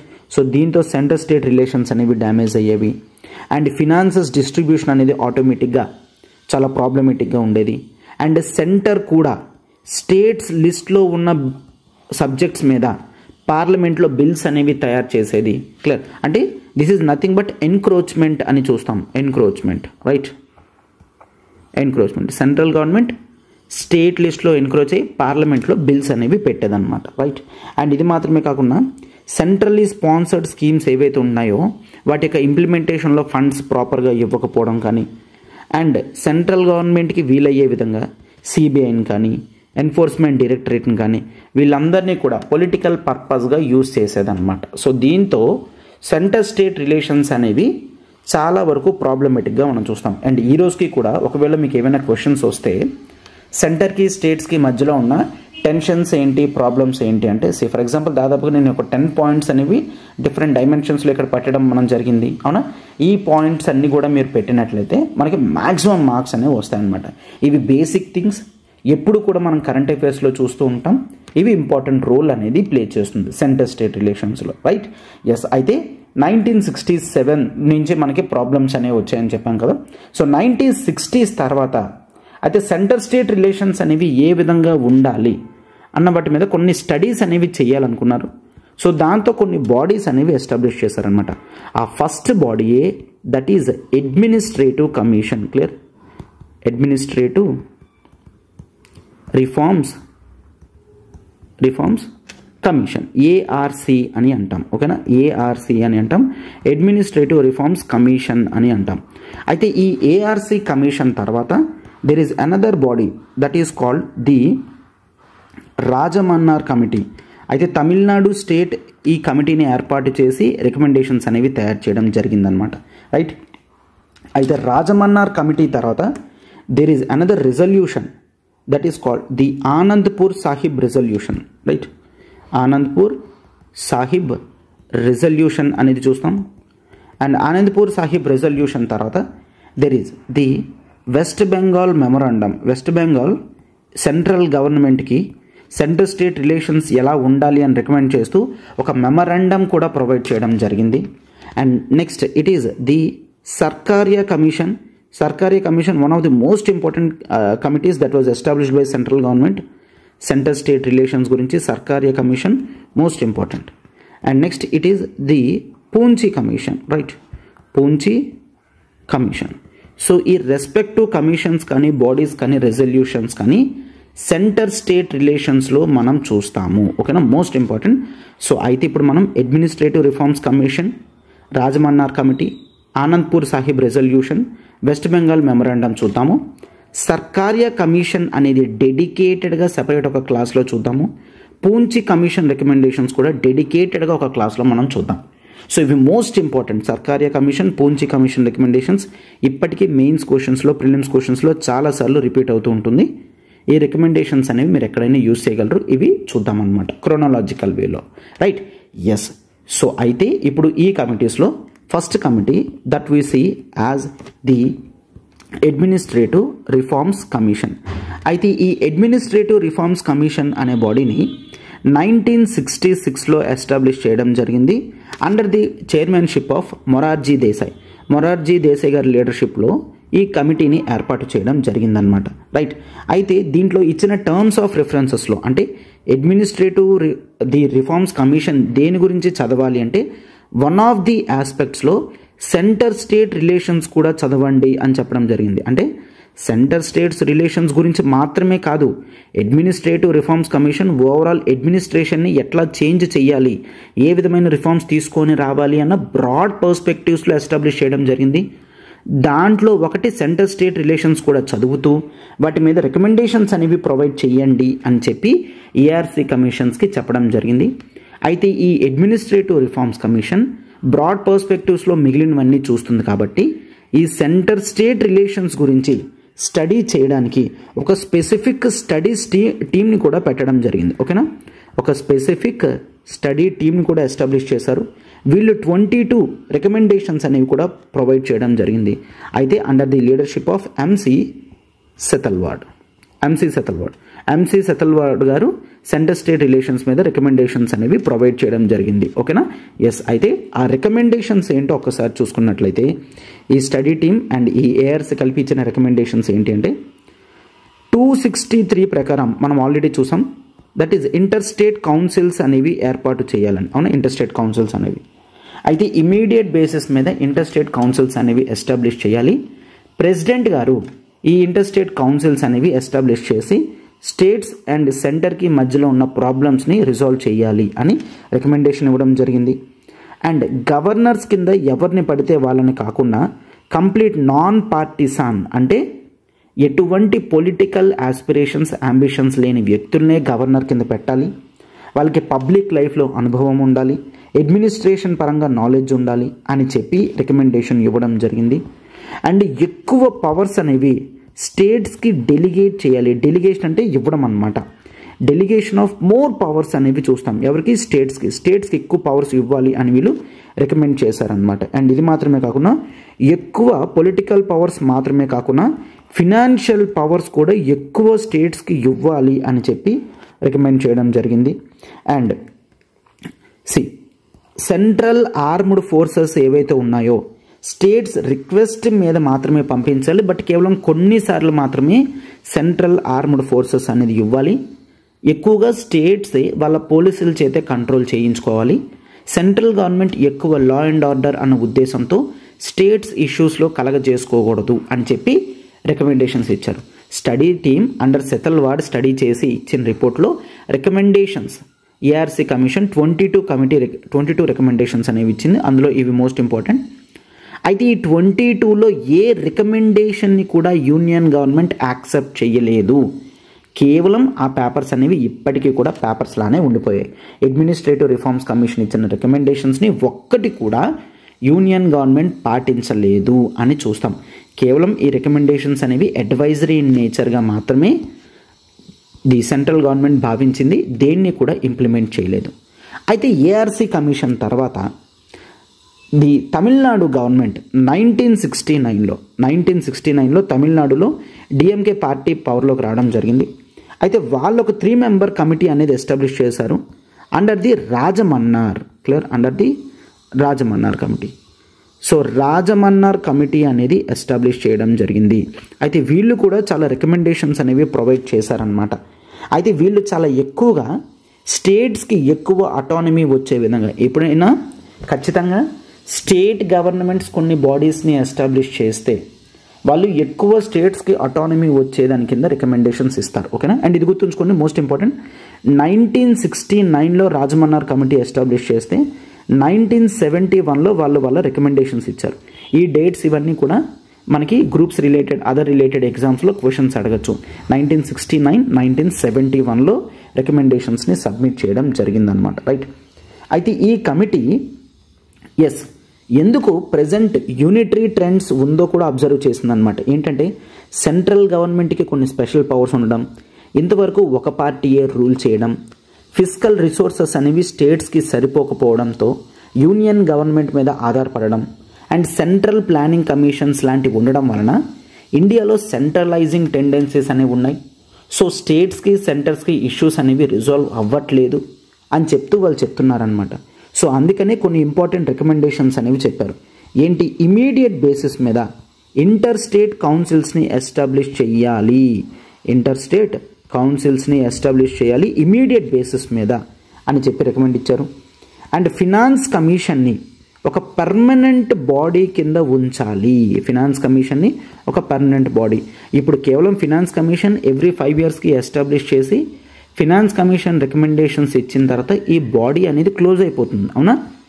But Rajamannar committee recommendations ప్రకారం ఇది ఒక పర్మనెంట్ బాడీ కింద ఉండాలి అని చెప్పి రికమెండేషన్స్ ఇచ్చారనమాట. అండ్ ఇది మాత్రమే కాకుండా దే ఆల్సో రికమెండెడ్ ప్లానింగ్ కమిషన్ని వెంటనే అబాలిష్ చేసేయాలి. క్లియర్?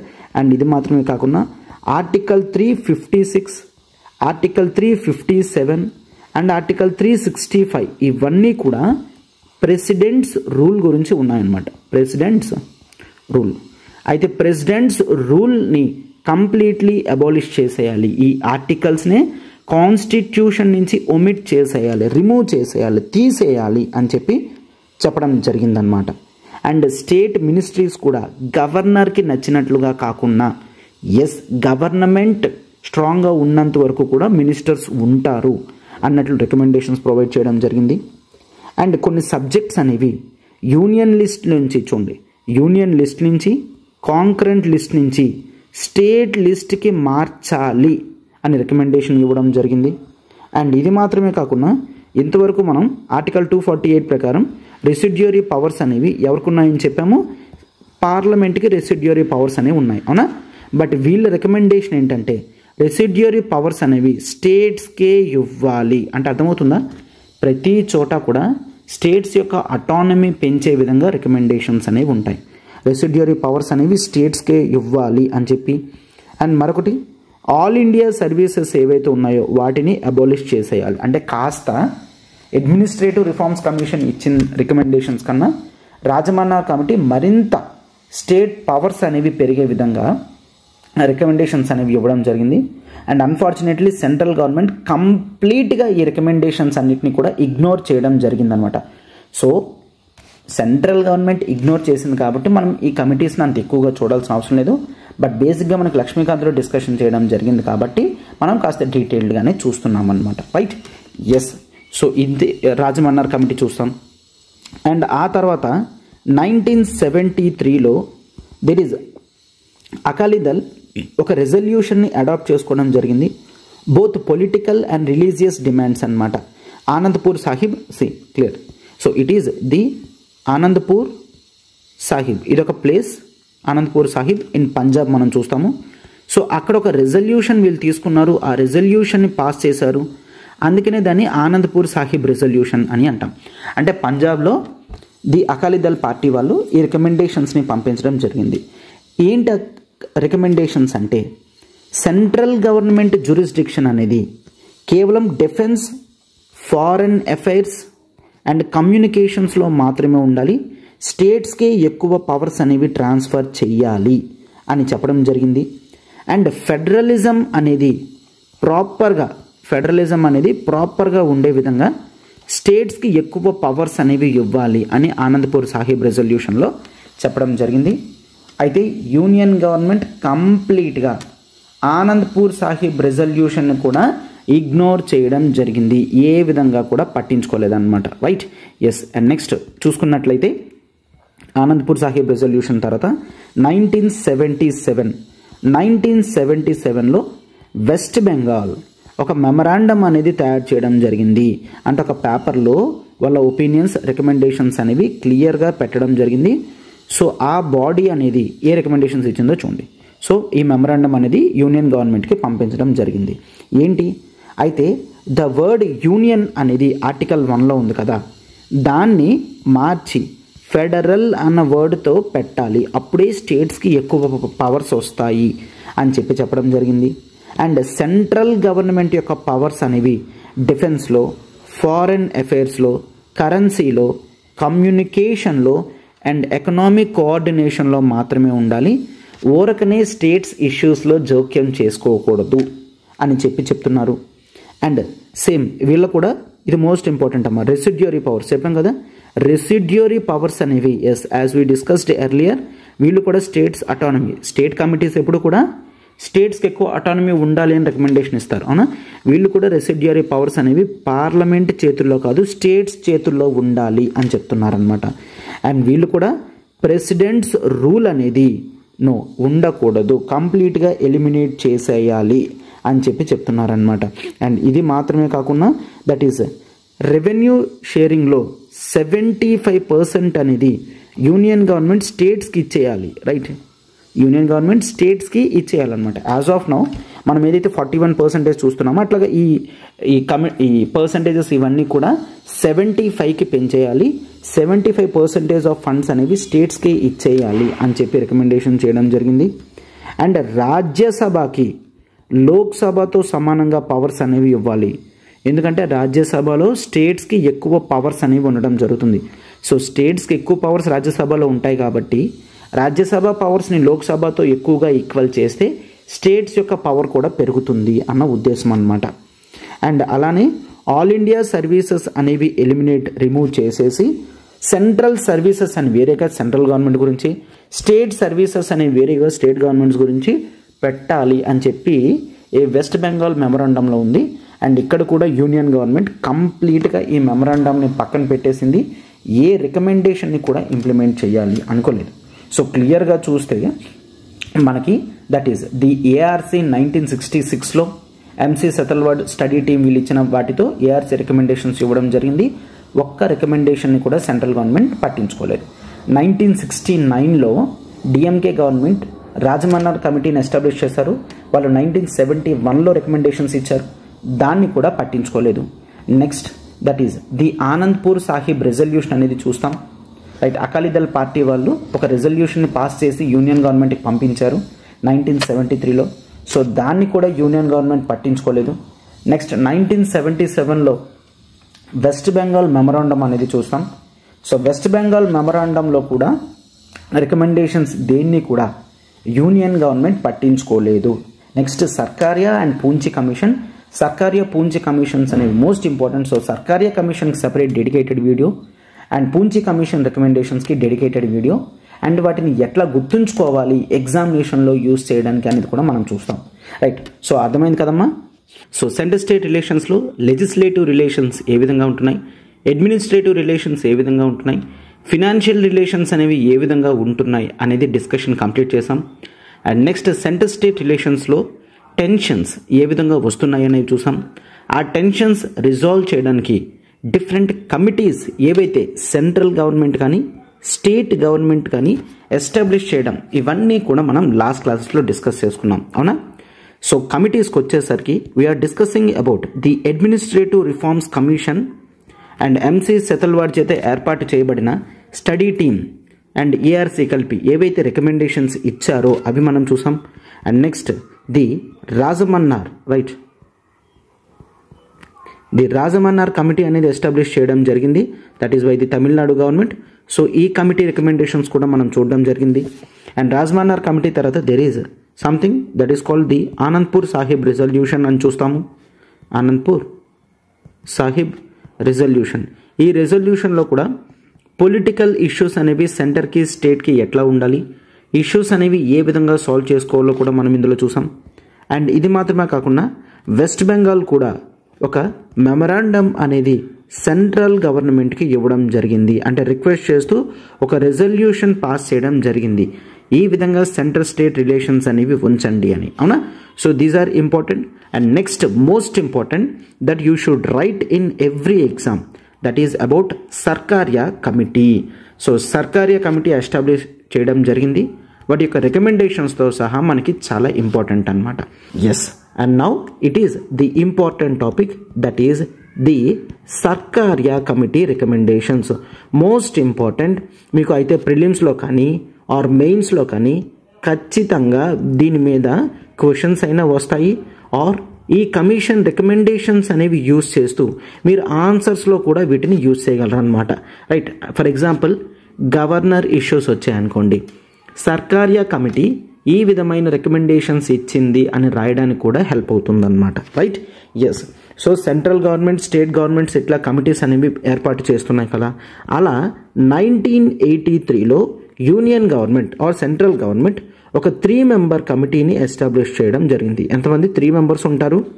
సో ఈ 3 మెంబర్స్ కూడా సెంటర్ స్టేట్ రిలేషన్స్ అనేవి ఏ విధంగా ఉన్నాయి అన్నది స్టడీ చెయ్యాలి అన్న ఉద్దేశంతో పెట్టడం జరిగింది. అయితే ఈ 3 మెంబర్ బాడీకి హెడ్ కింద ఎవరున్నారు? ఆర్ఎస్ సర్కార్య, అందుకే దీన్ని సర్కార్య కమిషన్ అని అంటారు. సో ఇతను ఒక retired judge of supreme court అనమాట. సో ఇతను హెడ్ బేసిస్ మీద ఈ సర్కార్య కమిషన్ అనేది ఏర్పాటు చేయడం జరిగిందనమాట. Right, yes. ఏ విధంగా ఎగ్జిస్టింగ్ అరేంజ్మెంట్స్ అనేవి సెంటర్కి స్టేట్స్కి మధ్యలో ఉన్నాయి, ప్రతి స్ఫియర్లో కూడా పొలిటికల్ అయినా, ఎకనామిక్ అయినా, అడ్మినిస్ట్రేటివ్ అయినా ప్రతి స్ఫియర్లో కూడా సెంటర్ స్టేట్ రిలేషన్స్ ఎలా ఉన్నాయి, ఒకవేళ అవసరమైన చోట అప్రోప్రియేట్ చేంజెస్ కానీ రికమెండేషన్స్ కానీ మాకు చెప్పండి అని చెప్పడం జరిగింది. సో ఈ 3 member committee under the headship of Sarkaria వీళ్ళు 1988 అంటే 5 yearsలో వాళ్ళ రికమెండేషన్స్ అనేవి ప్రొవైడ్ చేయడం జరిగిందనమాట. అయితే ఈ కమిషన్ ఎన్ని రికమెండేషన్స్ ప్రొవైడ్ చేసింది అంటే దాదాపుగా 247 రికమెండేషన్స్ని ఈ కమిషన్ పెట్టడం జరిగింది. రైట్, 247. అయితే ఈ కమిటీలో ఇంపార్టెంట్ రికమెండేషన్స్ని మనం డిస్కస్ చేస్తాం. It is not possible to discuss all the 247 and అవసరం లేదు కూడా. అండ్ ఇందులో 247లో కూడా యూనియన్ గవర్నమెంట్ 180 రికమెండేషన్స్ దాకా యాక్సెప్ట్ చేయడం జరిగింది, వాటిని ఆల్రెడీ ఇంప్లిమెంటేషన్లో కూడా పెట్టారు. రైట్, 247లో 180 recommendations of Sarkaria commission already పెట్టడం జరిగింది. అండ్ ఏవైతే ఇంపార్టెంట్ ఉన్నాయో అవన్నీ కూడా మనం డిస్కస్ చేస్తాం. ఇప్పుడు మనం డిస్కస్ చేసే వాటిలో కొన్ని ఇంప్లిమెంటేషన్లో ఉన్నాయి, కొన్ని ఇంకా ఇప్పటికీ కూడా రికమెండేటరీ నేచర్లోనే ఉన్నాయన్నమాట. Right, yes. అయితే ఈ కమిషన్ మొత్తం అంతా 5 years స్టడీ చేసిన తర్వాత ఎటువంటి స్ట్రక్చరల్ చేంజెస్కి కూడా యాక్సెప్ట్ చేయలేదు. నో, ఏ విధమైన కాన్స్టిట్యూషనల్ అరేంజ్మెంట్ అమెండ్మెంట్స్ కానీ చేంజెస్ కానీ అవసరం లేదు, అంతా కూడా స్ట్రాంగ్గానే ఉంది.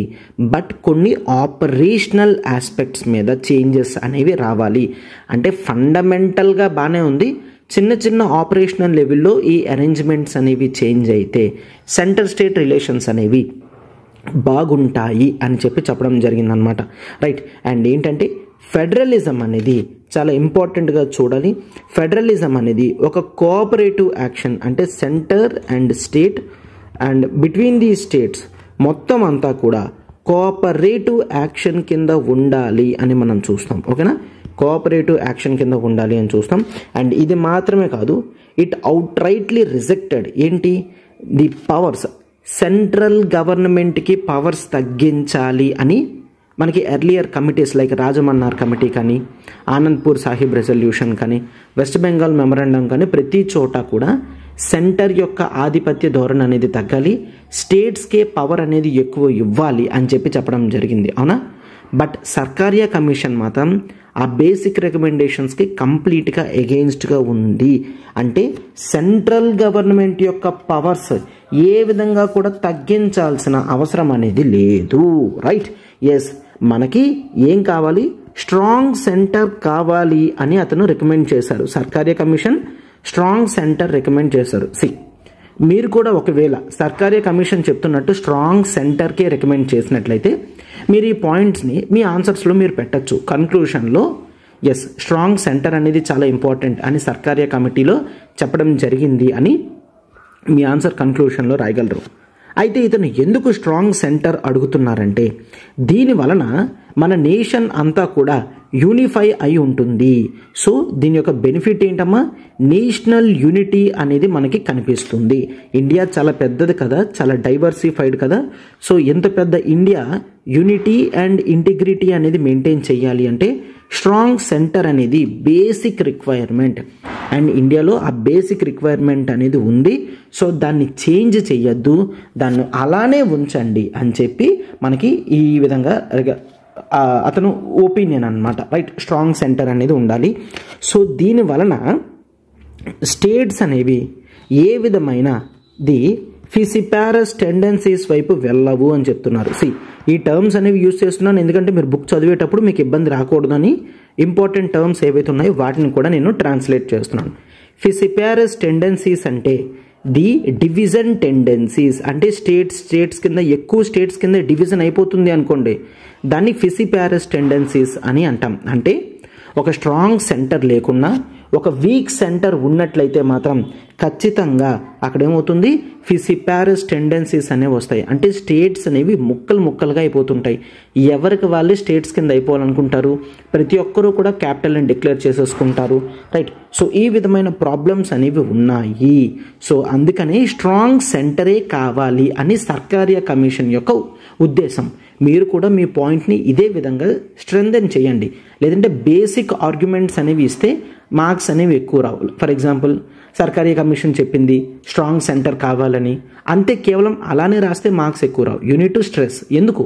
నేషనల్ యూనిటీ ఉంటుందని, ఇంటిగ్రిటీ ఉంటుందని, ఫిసిపారస్ టెండెన్సీస్ అనేవి లేకున్నా, అంటే డివిజన్ టెండెన్సీస్ అనేవి లేకున్నా ఉండడానికి మనకి స్ట్రాంగ్ సెంటర్ కావాలి అని ఎవరు రికమెండ్ చేస్తున్నారు? సర్కారియా కమిషన్ ఒపీనియన్తో చెప్తుందన్నమాట, రైట్?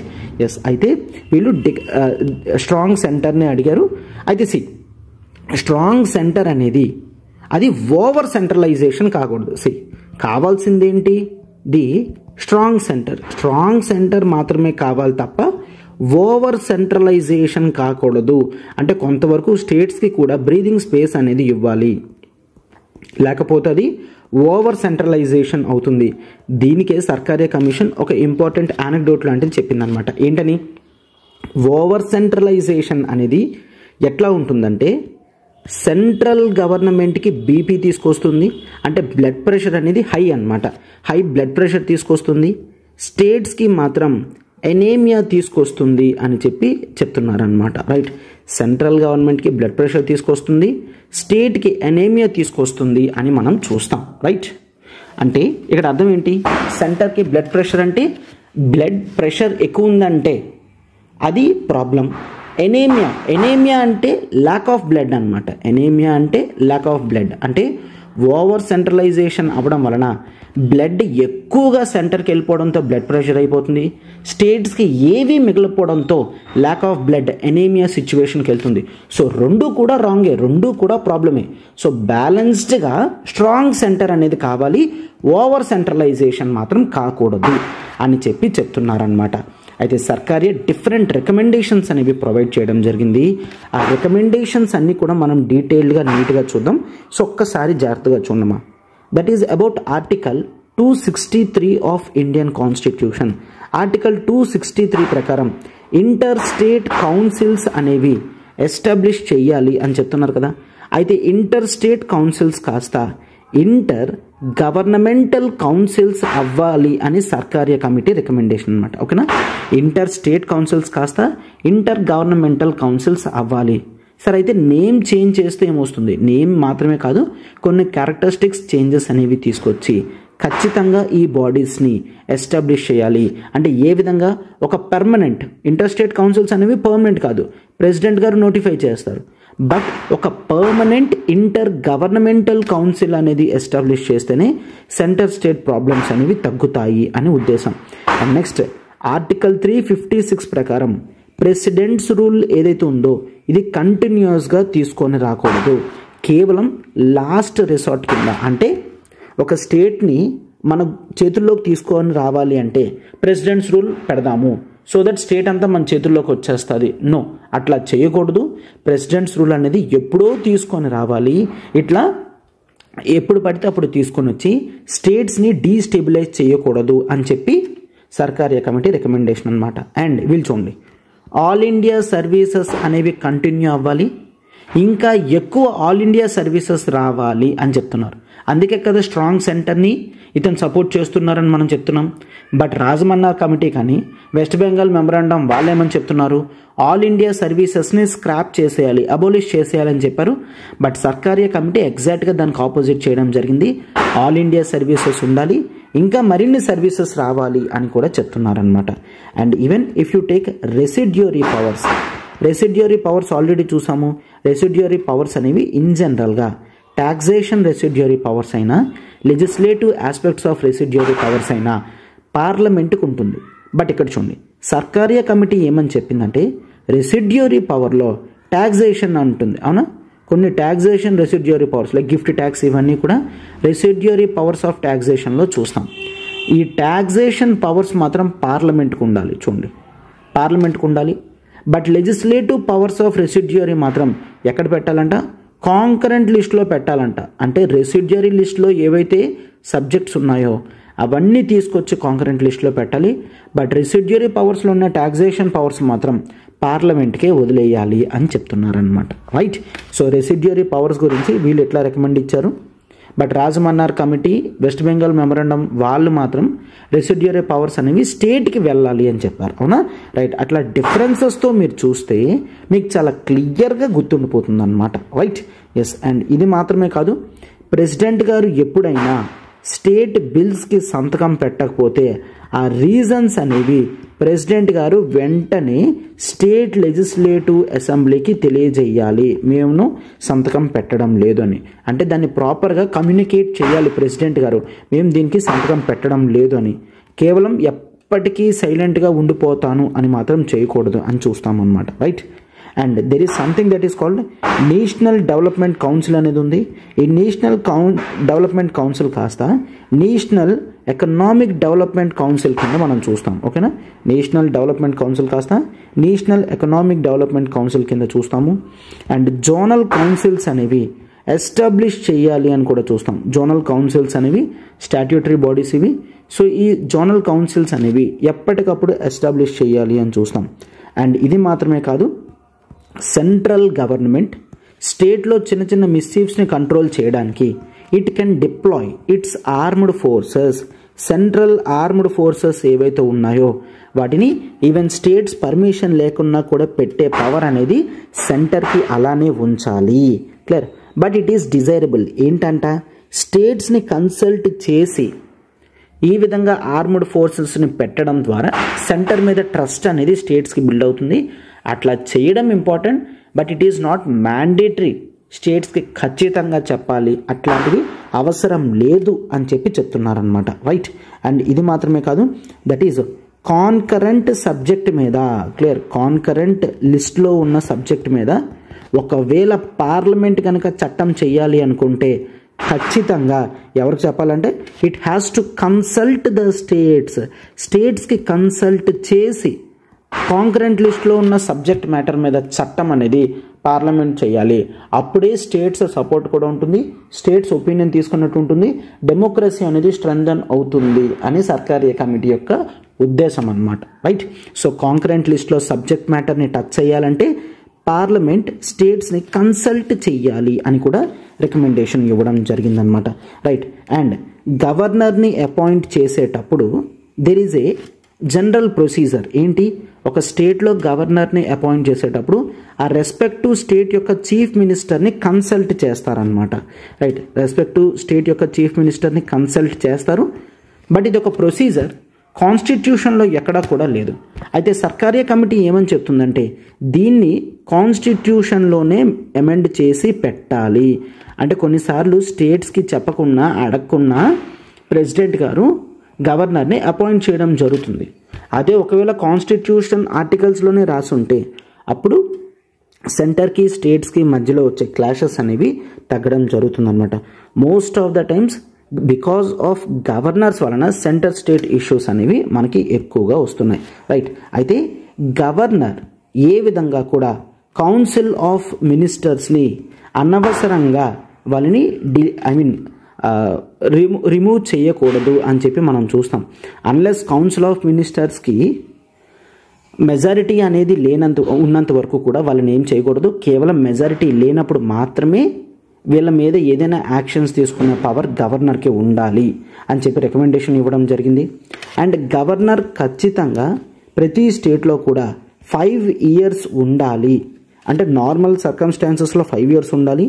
ఎక్స్ట్రాడినరీ సర్కమ్స్టాన్సెస్లో మాత్రమే గవర్నర్ని మార్చడం లాంటివి చేయాలి. రైట్, లేదంటే ఇట్లా గవర్నర్స్ని కంట్రోల్ చేస్తూ పొలిటికల్ వెండెట్టా అంటే పొలిటికల్ అంబిషన్స్ అనేవి సాల్వ్ చేసుకుంటున్నారు అనమాట. అట్లా జరగకూడదు అని. Right, yes. అండ్ ఇది మాత్రమే కాదు, that is surcharge. Income tax మీద ఏదైతే సర్చార్జ్ ఉంటుందో ఈ సర్చార్జ్ అనేది చాలా స్పెసిఫిక్గా కొన్ని యాక్షన్స్ గురించి మాత్రమే పెట్టాలి. ఇందులో వచ్చే డబ్బులు అనేవి ఆ స్పెసిఫిక్ పర్పస్గా మాత్రమే ఖర్చు పెట్టాలి అని సర్చార్జ్ మీద కూడా రికమెండేషన్ అనేది ఇవ్వడం జరిగిందనమాట. రైట్, అండ్ ఇది మాత్రమే కాదు, it also recommended something that is called the 3 language formula. 3 language formula అనేది కూడా ప్రమోట్ చెయ్యాలి అని చెప్తున్నారు. 3 language ఫార్ములా ప్రకారం ఒకటి దట్ ఈజ్ ఇంగ్లీష్ కామన్ ఉంటుంది. And next that is Hindi language కూడా నేర్చుకోవాలి. And next it is the local language. So local language mother tongue అనేది నేర్చుకోవాలి. సో ఇట్లా 3 language ఫార్ములాని ప్రమోట్ చేస్తున్నారనమాట. అండ్ అటానమీ అనేది రేడియోకి టెలివిజన్కి ఉండకూడదు, బట్ వాటి పవర్స్ అనేవి డీసెంట్రలైజేషన్ చెయ్యొచ్చు. అండ్ రాజ్యసభ రోల్ అనేది చేంజ్ చెయ్యొద్దు, దాన్ని అలానే ఉంచండి. అండ్ సెంటర్కి స్టేట్స్ని రీఆర్గనైజ్ చేసే పవర్ ఉంది కదా, దాన్ని కూడా చేంజ్ చేయొద్దు, అలానే ఉంచండి అని చెప్తున్నారనమాట. రైట్, అండ్ ఇది మాత్రమే కాదు, there should be commissioner for linguistic minority. Right, దీన్ని ఈ రికమెండేషన్ని యాక్సెప్ట్ చేయడం జరిగింది, అవునా. సో అందుకే మనకి ఈరోజు the commissioner for linguistic minorities అనే బాడీ కాన్స్టిట్యూషనల్ బాడీయే ఉంది. ఓకేనా, కమిషనర్ ఫర్ లింగ్విస్టిక్ మైనారిటీస్ అని చూస్తాం. So these are the few important recommendations of Sarkaria committee. ఒక్కసారి చూడమ్మా ఏమని చెప్తున్నారు. దట్ ఈజ్ ఆర్టికల్ 263 ప్రకారం ఇంటర్ స్టేట్ కౌన్సిల్స్ కాస్త పర్మనెంట్ ఇంటర్ గవర్నమెంటల్ కౌన్సిల్ అవ్వాలి. ప్రెసిడెంట్స్ రూల్ ఎప్పుడో పడితే కానీ యూజ్ చేయకూడదు. ఆల్ ఇండియా సర్వీసెస్ని ప్రమోట్ చేయాలి. రెసిడ్యూరీ పవర్స్ ఆఫ్ ట్యాక్సేషన్ అనేది పార్లమెంట్కి ఉండాలి. లెజిస్లేటివ్ మ్యాటర్స్ అనేవి కాంకరెంట్ లిస్ట్లో ఉండాలి. స్టేట్ బిల్స్ని ఒకవేళ ఆపాలి అనుకుంటే ప్రెసిడెంట్ ఆ రీజన్ అనేది స్టేట్ గవర్నమెంట్కి తెలియజేయాలి వెంటనే. అండ్ నేషనల్ డెవలప్మెంట్ కౌన్సిల్స్ కాస్త నేషనల్ ఎకనామిక్ డెవలప్మెంట్ కౌన్సిల్స్ కింద మారడం జరిగింది. జోనల్ కౌన్సిల్స్ అనేవి ఎస్టాబ్లిష్ చేయాలి అని రికమెండేషన్. సెంట్రల్ గవర్నమెంట్ ఆర్మడ్ ఫోర్సెస్ని కాస్త చూసుకొని ఉపయోగించాలి అని చెప్పి చూస్తాం. అండ్ కాంకరెంట్ లిస్ట్ మీద జనరల్గా పార్లమెంట్కి అధికారం ఉంటుంది, yes highest of course. But స్టేట్స్ని కన్సల్ట్ చేసి కాంకరెంట్ లిస్ట్లో ఉన్న సబ్జెక్ట్ మ్యాటర్ మీద లెజిస్లేషన్స్ చేయడం అనేది ఇంపార్టెంట్ అని చూస్తాం. And the consultation of chief minister in the appointment of governors procedure అనేది కాన్స్టిట్యూషనలైజ్ చేయాలి అని చెప్పి రికమెండేషన్. కౌన్సిల్ ఆఫ్ మినిస్టర్స్ని ఎస్ అన్లెస్ వాళ్ళ యొక్క లెజిస్లేటివ్ అసెంబ్లీలో వాళ్ళ మీద నో కాన్ఫిడెన్స్ మోషన్ పాస్ అయినంత వరకు కూడా వాళ్ళని రిమూవ్ చేసే కెపాసిటీ గవర్నర్కి ఉండకూడదు. రైట్, అండ్ సర్చార్జెస్ అనేవి స్పెసిఫిక్ పర్పస్లో మాత్రమే యూజ్ చేయాలి అని చెప్తున్నారు. 3 language ఫార్ములా చెప్తున్నారు. రాజ్యసభకి ఈక్వల్ పవర్స్ అనేవి చెప్తున్నారు. అండ్ స్టేట్స్ రీఆర్గనైజ్ చేసే పవర్ ఆఫ్ సెంటర్ అనేది అట్లనే ఉంచాలి అని రికమెండ్ చేస్తున్నారు. And commissioner for linguistic minorities కూడా ఎస్టాబ్లిష్ చేయాలి అని రికమెండేషన్ చేస్తున్నారనమాట. అర్థమైంది కదమ్మా. సో సర్కారియా కమిటీ రికమెండేషన్స్ అన్నీ కూడా నేను 2 times మీకు క్లియర్గా ఎక్స్ప్లెయిన్ చేయడం అనేది జరిగింది. ఈ రికమెండేషన్స్ అన్నీ కూడా నేను ఏవైతే ఇప్పుడు డిస్కస్ చేయడం జరిగిందో వాటి మీద క్వశ్చన్స్ అనేవి వస్తాయి.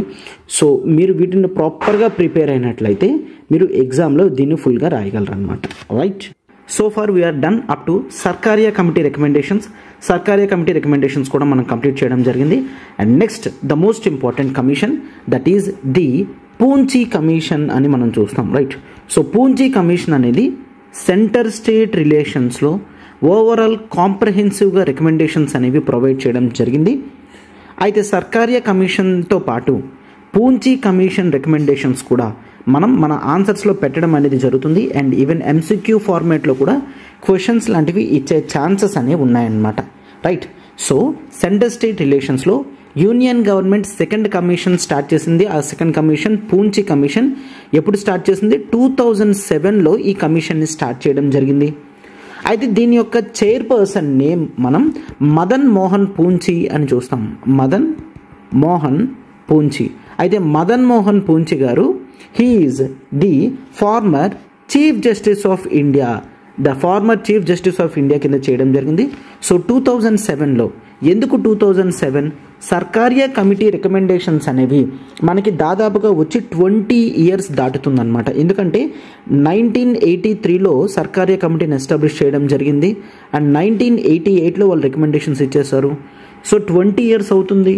ఆ కమిటీ రికమెండేషన్స్ కొన్నిటినే మనం పెట్టాము, మిగిలినవి మళ్ళీ ఇప్పుడు స్టడీ చేసి పెట్టడం అనేది ఇంపార్టెంట్గా భావించి పూంచి కమిటీని ఎస్టాబ్లిష్ చేయడం జరిగిందనమాట. సో వీళ్ళు 2007 నుంచి 2010 వరకు కష్టపడి 2010లో రికమెండేషన్స్ అనేవి ప్రొవైడ్ చేశారు by giving the comprehensive 1456 page report with 7 volumes అనమాట. రైట్. సో చాలా హ్యూజ్ రికమెండేషన్స్ అనేవి వీళ్ళు ఇవ్వడం జరిగింది. అవన్నీ కూడా మనం ఇప్పుడు చూద్దాం. రైట్. కోఆపరేటివ్ ఫెడరలిజం అనేది చాలా బాగుంటుంది ఇండియాలో అని చెప్పి వాళ్ళు చెప్పడం జరిగింది.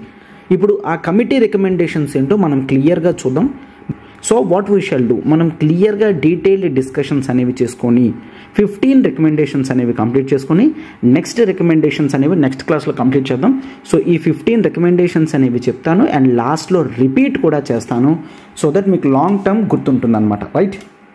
సో ఇంకెందుకు లేట్, ఈ కమిటీ రికమెండేషన్స్ అనేవి దాదాపుగా 310 రికమెండేషన్స్ అనేవి ఇవ్వడం జరిగింది. మనం ఈ క్లాస్లో 38 రికమెండేషన్స్ టోటల్గా మనకి లక్ష్మీకాంత్లో 38 రికమెండేషన్స్ వెరీ ఇంపార్టెంట్ రికమెండేషన్స్ ఇవ్వడం జరిగింది.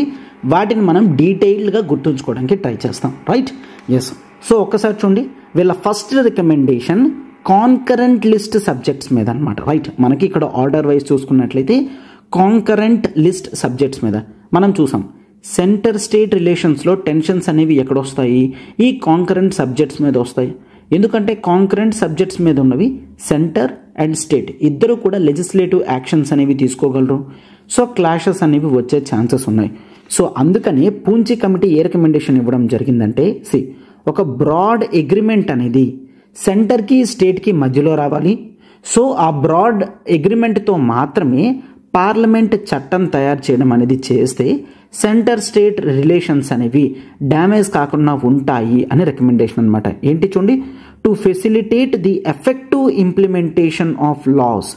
ఏవైతే చట్టాలు తయారు చేయడం జరిగిందో వాటిని ఎఫెక్టివ్గా ఇంప్లిమెంట్ చేయాలంటే సెంటర్ స్టేట్కి మధ్యలో ఒక బ్రాడ్ అగ్రిమెంట్ అనేది జరగాలి అని చెప్తున్నారు. ఆ తర్వాత మాత్రమే పార్లమెంట్లో వాటి మీద చట్టం అనేది తయారవ్వాలి అని చెప్తున్నారు అనమాట. అండ్ నెక్స్ట్ చూడమ్మా, union should exercise the extreme restraint. దేంట్లో? Parliamentary supremacy. అంటే స్టేట్స్ అన్నిటికన్నా పార్లమెంట్కే హయ్యెస్ట్ పవర్ ఉంటుంది అని చూపించేది మనం పార్లమెంటరీ సుప్రిమసీ అంటాం కదా. పార్లమెంట్ ఏ చట్టమైనా తయారు చేయగలది అని చూస్తాం కదా. సో ఈ పార్లమెంటరీ సుప్రిమసీ అనేది చూపించాలి అని యూనియన్ ఎప్పుడూ కూడా అనుకోకూడదు. కాస్త రీస్ట్రెయింట్ పొజిషన్లోనే ఉండాలి, కాస్త ఆగుతూ నెమ్మదిగా స్టెప్స్ అనేవి వెయ్యాలి అని చెప్తున్నారనమాట. అయితే దేంట్లో ఏ మ్యాటర్స్ అయితే, ఏ సబ్జెక్ట్స్కి అయితే స్టేట్స్కి లెజిస్లేషన్ పవర్స్ ఇచ్చాము, అవి స్టేట్స్ తీసుకోవడమే మంచిది. యూనియన్ గవర్నమెంట్ నార్మల్ కండిషన్స్లో అసలు ఆ ఇష్యూస్లో కలగజేసుకోకూడదు అని చెప్తున్నారు. గ్రేటర్ ఫ్లెక్సిబిలిటీ అనేది ఇవ్వాలి స్టేట్స్ లిస్ట్లో. And transferred items in the concurrent list is essential for better centre state relations. State subject మ్యాటర్స్లో పార్లమెంటరీ సుప్రిమసీ అనేది చూపించకూడదు. అండ్ కాన్కరెంట్ సబ్జెక్ట్స్లో కూడా ఎక్కువ పవర్స్ అనేవి స్టేట్స్కి ఇవ్వాలి అని చెప్పి పూంచి కమిటీ రికమెండేషన్స్ అన్నమాట. సో ఇవన్నీ కూడా పూంచి కమిటీ రికమెండేషన్స్ చాలా ఇంపార్టెంట్. మల్టిపుల్ టైమ్స్ రిపీట్ చేసైనా మీరు గుర్తుంచుకోండి, right. And union should occupy only those subjects in the concurrent or overlapping jurisdictions. దేంట్లో కేవలం ఇండియా మొత్తం కూడా యూనిఫార్మిటీ అనేది పొందాలి అండ్ నేషనల్ ఇంట్రెస్ట్ అనేది డ్యామేజ్ అవుతుంది అన్నప్పుడు మాత్రమే యూనియన్ గవర్నమెంట్ ముందుకొచ్చి కాంకరెంట్ సబ్జెక్ట్స్లో ఉన్న వాటి మీద లెజిస్లేషన్స్ అనేవి చెయ్యాలి అని చెప్తున్నారనమాట, right. And next, the inter state council should have a continuing auditing role అని చెప్తున్నారు. ఇంటర్ స్టేట్ కౌన్సిల్స్ అనేవి ఎస్టాబ్లిష్ చేయాలి, వాళ్ళకి కంటిన్యూస్గా ఆడిటింగ్ రోల్ అనేది ఉండాలి. దేనికి? ఈ కాంకరెంట్ సబ్జెక్ట్స్ మీద. అండ్ సెంటర్కి స్టేట్కి ఉన్న ఓవర్లాపింగ్ జ్యూరిస్డిక్షన్స్ మీద ప్రాపర్గా ఇద్దరు కూడా రూల్స్ ప్రకారమే నడుచుకుంటున్నారా, ఎవరైనా సరే సుప్రిమసీ రూల్ చూపిస్తున్నారా, పవర్ కాన్ఫ్లిక్ట్స్ కానీ ఏమైనా అవుతున్నాయా, ఇట్లాంటివన్నీ కూడా ఆడిటింగ్ చేయాలన్నమాట. ఆడిటింగ్ అంటే స్టాండర్డ్స్కి అనుగుణంగా వీళ్ళ యాక్షన్స్ ఉన్నాయో లేదో అనేది చూస్తారు. ఎవరు చూస్తారో ఆ పవర్ కూడా ది ఇంటర్ స్టేట్ కౌన్సిల్స్కి ఇవ్వడం జరిగిందనమాట, రైట్. ఎస్. అండ్ ఇది మాత్రమే కాదు, ఆర్టికల్ 201లో కూడా ఒక రికమెండేషన్ చేయడం జరిగింది. ఏంటి? ఆర్టికల్ 201 ప్రకారం ఒకవేళ స్టేట్ లెజిస్లేచర్ తయారు చేసిన లా అనేది జనరల్గా ఎక్కడికి వెళ్ళాలి? ఆర్టికల్ 200 ప్రకారం గవర్నర్ దగ్గరకు అసెంట్కి వెళ్ళాలి. బట్ ఆర్టికల్ 201 ప్రకారం గవర్నర్కి పవర్ ఉంటుంది. ఏ పవర్ అది? ప్రెసిడెంట్కి పంపించవచ్చు అన్నమాట. అంటే గవర్నర్ ఈ చట్టం మీద అసెంట్ అనేది ప్రెసిడెంట్ గారు ఇస్తే బాగుంటుంది అని చెప్పి ప్రెసిడెంట్ గారికి పంపించవచ్చు. అయితే ప్రెసిడెంట్ గారు కావాలంటే స్టేట్ లెజిస్లేచర్కి ఆ బిల్ని రిటర్న్ చేయొచ్చు. అలా రిటర్న్ చేస్తే వితిన్ 6 months లోపల స్టేట్ లెజిస్లేటివ్ అసెంబ్లీ ఒక డెసిషన్ తీసుకొని మళ్ళీ రిప్లై ఇవ్వాలన్నమాట. అంటే వితిన్ 6 months లోపల మళ్ళీ బ్యాక్ పంపించవచ్చు. 6 months దాటిపోయింది అంటే మళ్ళీ కొత్తగా చట్టం చేసి మళ్ళీ గవర్నర్ గారికి ఇవ్వడం అనేది చెయ్యాలన్నమాట, రైట్. అంటే 6 months టైం లిమిట్ అనేది స్టేట్ లెజిస్లేటివ్ అసెంబ్లీ దగ్గర ఉంటుంది. ఎప్పుడు? ప్రెసిడెంట్ గారు రిటర్న్ చేస్తే బిల్ అనేది స్టేట్ లెజిస్లేచర్కి. అయితే రికమెండేషన్ ఏంటంటే కేవలం అది మాత్రమే కాదు, ఈవెన్ స్టేట్స్ ప్రెసిడెంట్ గారికి ప్రెసిడెంట్ సంతకం గురించి పంపించిన ప్రెసిడెంట్ గారు కూడా వితిన్ 6 monthsలో డెసిషన్ తీసుకోవాలి. యాజ్ ఆఫ్ నౌ ప్రెసిడెంట్ గారు డెసిషన్ తీసుకోవాల్సిన టైం లిమిట్ అనేది కాన్స్టిట్యూషన్లో ఎక్కడా కూడా మెన్షన్ చేయలేదు. అర్థమవుతుందమ్మా? సో ఆర్టికల్ 201 ప్రకారం స్టేట్ లెజిస్లేచర్ బిల్ ఏదైతే ప్రెసిడెంట్ గారు రిటర్న్ పంపిస్తారో అది స్టేట్ దగ్గర కేవలం 6 months టైం ఉంటుంది. 6 months మీద బిల్ మీద యాక్షన్ అనేది స్టేట్ లెజిస్లేచర్ తీసుకోవాలి. అంటే కావాలంటే మళ్ళీ పంపించవచ్చు ఆర్ పూర్తిగా ఆగిపోవచ్చు, ఏదైనా చేయొచ్చు. స్టేట్ లెజిస్లేచర్కి ఆ పవర్ ఉంది. 6 months తర్వాత మాత్రం మళ్ళీ కొత్త బిల్ తీసుకొని రావాల్సి ఉంటుందన్నమాట. అలానే దాంట్లోనే అమెండ్మెంట్ చేసి కేవలం ఈ 6 months టైం లిమిట్ అనేది స్టేట్ లెజిస్లేచర్కే కాదు, ఈవెన్ స్టేట్ లెజిస్లేచర్ బిల్ ఏదైతే ప్రెసిడెంట్కి వెళ్తుందో ప్రెసిడెంట్ గారు కూడా వితిన్ 6 monthsలో డెసిషన్ తీసుకోవాలి అన్నట్లుగా రికమెండేషన్ చేస్తున్నారనమాట, రైట్. ఎస్. అండ్ ఇది మాత్రమే కాదు, నెక్స్ట్ ఉంది, parliament should enact A law on entry 14 of List 1, that is treaty making and implementation, as the exercise of this power cannot be absolute given the federal structure of legislative and executive power. అయితే parliament అనేది కొన్ని చట్టం చేయాలి. ఆ చట్టాల్లో entry 14 of List 1లో చూసుకున్నట్లయితే పార్లమెంట్కి power ఉంటుంది. ఏంటి? వేరే కంట్రీస్తో ట్రీటీస్ తయారు చేసుకోవడం, వాటిని ఇంప్లిమెంట్ చేయడం, ఆ కెపాసిటీ. ఒకవేళ అప్పుడు స్టేట్ సబ్జెక్ట్స్ని టచ్ చేయాలనుకున్నా పార్లమెంట్కి పవర్ ఉంటుంది అని మనం చూసుకున్నాం, అవునా? అయితే అవి చాలా క్లియర్గా ఉండాలి అని చెప్తున్నారనమాట, right. And next, financial obligations arising from treaties and agreements అని చూస్తాం, and their implications on state finances should be a permanent terms of references for finance commission. అంటే మనకి ప్రెసిడెంట్ గారు ఆర్టికల్ 280 ప్రకారం ఫినాన్స్ కమిషన్ ఎస్టాబ్లిష్ చేయడం జరుగుతుంది. మనం ఏం చూసుకున్నాం, ఇట్లా ఫినాన్స్ కమిషన్ ఎస్టాబ్లిష్ చేస్తే ఎవ్రీ 5 yearsకి కూడా ఒకసారి ఎస్టాబ్లిష్ చేస్తారు.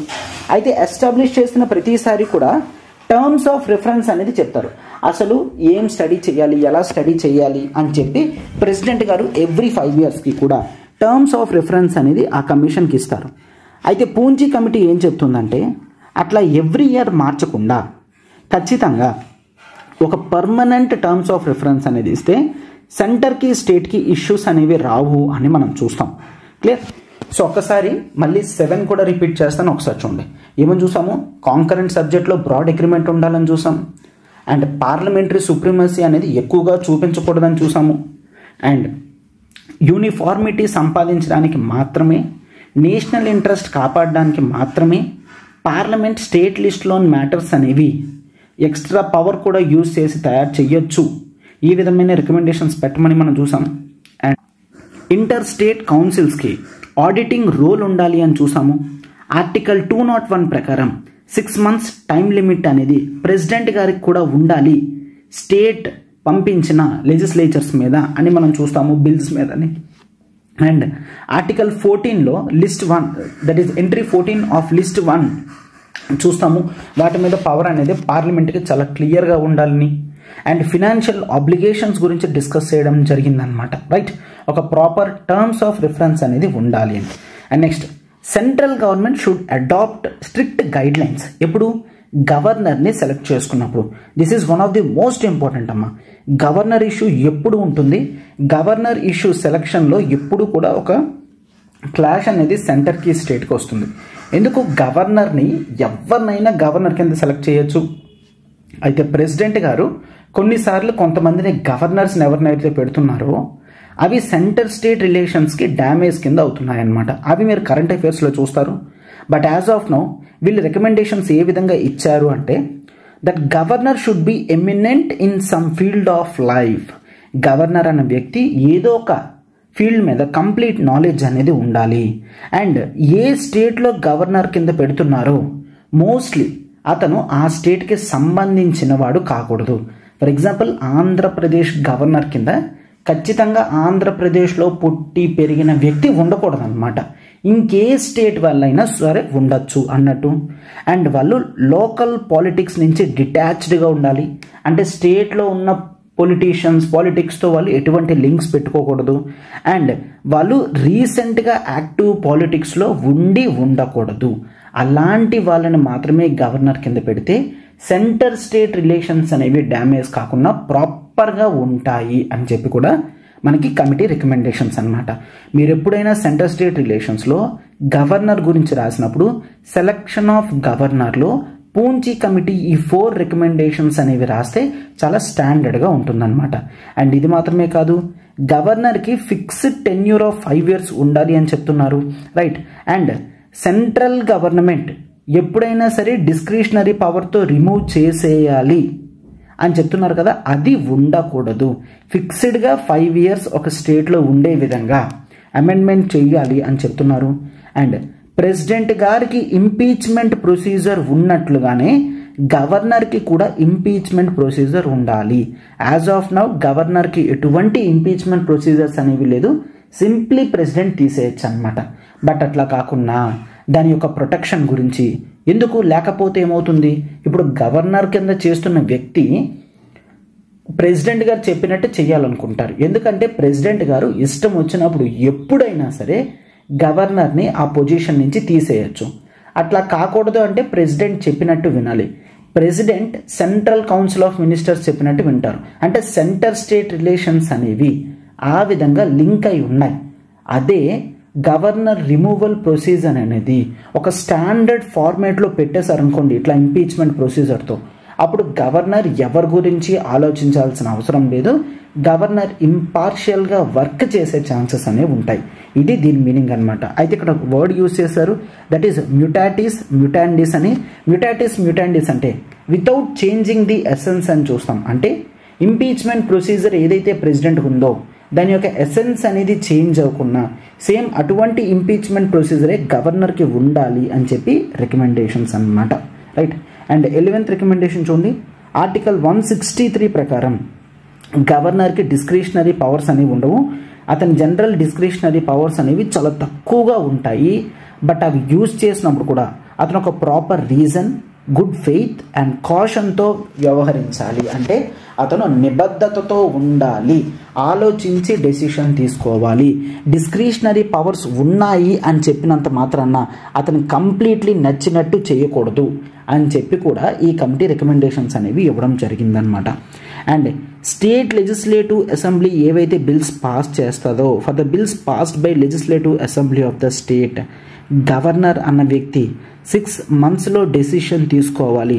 అయితే సంతకం పెడతాడా, ఆ బిల్ని రిజర్వ్ చేస్తాడా, అంటే లైక్ ప్రెసిడెంట్స్ కన్సిడరేషన్ గురించి బిల్ని రిజర్వ్ చేస్తాడా, ఏ డెసిషన్ అయినా సరే వితిన్ 6 months లోపల తీసుకోవాలి అని చూస్తాం. ఎందుకంటే మోస్ట్లీ చాలా స్టేట్స్ ఈ విధమైన ప్రాబ్లం ఫేస్ చేస్తున్నాయి. ఏంటి, గవర్నర్ గారు 6 months, 1 year, 2 years అయినా సరే కొన్ని స్టేట్ బిల్స్ మీద ఎటువంటి సంతకం కూడా చేయకపోవడం వలన సెంట్రల్ స్టేట్ రిలేషన్స్లో డ్యామేజెస్ అనేవి క్లియర్గా ఇండైరెక్ట్గా జరుగుతున్నాయి. సో అట్లా జరగకూడదు అంటే ఈ టైం లిమిట్ అనేది బాగుంటుంది అని చెప్పి పెట్టారనమాట, రైట్. ఎస్. అండ్ నెక్స్ట్ ఉండమ్మా, guidelines should be set for దీనికి governors role in appointing chief minister. చాలాసార్లు హంగ్ అసెంబ్లీ వచ్చింది అంటే ఎవరిని చీఫ్ మినిస్టర్ కింద సెలెక్ట్ చేయాలి అని చూస్తారు. అప్పుడు పవర్ అంతా గవర్నర్ చేతుల్లో ఉంటుంది. అయితే గవర్నర్ ఇష్టం వచ్చినట్టు చేయడానికి లేదు, ఈ కింద చెప్పిన ప్రొసీజర్లో చేయిస్తే మంచిది అని చెప్తున్నారు. లేదంటే చాలాసార్లు సెంటర్స్కి స్టేట్స్కి మధ్యలో ఇష్యూస్ కూడా రావడం జరిగింది. ఏంటి, కొయిలేషన్ పార్టీ ఏదైతే ఉందో, ఎవరైతే వైడెస్ట్ సపోర్ట్ తెంచుకుంటున్నారో లెజిస్లేటివ్ అసెంబ్లీలో, వాళ్ళని గవర్నమెంట్ ఫామ్ చెయ్యాలి అని చెప్పి గవర్నర్ ఫస్ట్ ప్రయారిటీ వాళ్ళకి ఇవ్వాలి, right. And treat pre poll alliances, ఆ తర్వాత ఎలక్షన్స్కి ముందే ఎవరైతే ఎలియన్సెస్లో ఉన్నారో వాళ్ళని పిలిచి వాళ్ళ మెజారిటీ అనేది చూపించుకున్న తర్వాత గవర్నమెంట్ బాధ్యతలు అనేవి వాళ్ళకి ఇవ్వచ్చు. ఆర్ ఒకవేళ పైన చెప్పినట్టు లేకపోతే, క్లియర్ మెజారిటీ లేకపోతే, pre poll alliance with largest support, అంటే ఎవరికైతే ఎలియన్స్లో లార్జెస్ట్ సపోర్ట్ ఉందో వాళ్ళకి గవర్నమెంట్ బాధ్యతలు అనేవి ఇచ్చి కొంత టైం లిమిట్ ఇచ్చి తర్వాత వాళ్ళ స్ట్రెంగ్త్ని చూపించుకోమని చెప్పచ్చు. So that in the main టైంలో కొంతమంది ఎమ్మెల్యేల సపోర్ట్ కూడా కొన్ని పొలిటికల్ పార్టీస్ని కూడా నెక్స్ట్ కలుపుకోవచ్చు అనమాట. Next, the largest single party, pre poll alliance తర్వాత ఎటువంటి సపోర్ట్ లేని సింగిల్ లార్జెస్ట్ పార్టీ ఏదైతే ఉందో దానికి ప్రిఫరెన్స్ ఇవ్వచ్చు. ఫస్ట్ ప్రిఫరెన్స్ ప్రీ పోల్ ఎలియన్స్కి ఇవ్వాలి, సెకండ్ ప్రిఫరెన్స్కి మాత్రం సింగిల్ లార్జెస్ట్ పార్టీకి ఇవ్వాలి. సింగిల్ లార్జెస్ట్ పార్టీ లేదు, ప్రీ పోల్ కొయిలేషన్ లేదు, అయితే పోస్ట్ ఎలక్టోరల్ కొయిలేషన్, కొన్ని పార్టీలు కలిపి వచ్చి ఎలక్షన్స్ తర్వాత ఏవైతే మద్దతు సంపాదించుకుంటాయో వాళ్ళందరూ కలిపి వచ్చి గవర్నర్ గారికి రిక్వెస్ట్ చేయొచ్చు. అంటే గవర్నర్ గారు చాలా క్లియర్గా ఈ ఆర్డర్లో మాత్రమే నెక్స్ట్కి వెళ్ళాలి అని చెప్తున్నారనమాట, రైట్. అండ్ తర్వాత ఇండిపెండెంట్ మెంబర్స్తో కలిపి, అంటే కొన్ని పార్టీస్ కలిసినా సరే మెజారిటీ రావడం లేదు అంటే కొన్ని ఇండిపెండెంట్ మెంబర్స్తో కలిపి ఎలక్షన్స్ తర్వాత ఏవైతే పొత్తులు పెట్టుకుంటారో, ఎలియన్సెస్ పెట్టుకుంటారో వాళ్ళని నెక్స్ట్ పిలవాలి అని చెప్పి రికమెండేషన్స్ అనమాట. చాలా స్టేట్స్లో హంగ్ అసెంబ్లీ వచ్చేటప్పుడు యూనియన్ గవర్నమెంట్ ఎస్ ఇదే మంచి టైం స్టేట్స్ని కంట్రోల్లో పెట్టుకోవాలి అని చెప్పి గవర్నర్ చేత కొన్ని మ్యానిపులేటివ్ యాక్షన్స్ అనేవి చేసేవారు అనమాట. సో అట్లా కాకుండా క్లియర్గా సెంట్రల్ స్టేట్ రిలేషన్స్లో కాన్స్టిట్యూషన్లో ఈ విధంగా పెడితేనే బాగుంటుంది అని కమిటీ రికమెండేషన్స్ కూడా ఇచ్చిందనమాట, right. And next 14th recommendation చూడమ్మా, the governor should require the chief minister to prove their majority on the floor of the house setting a clear time frame for the process.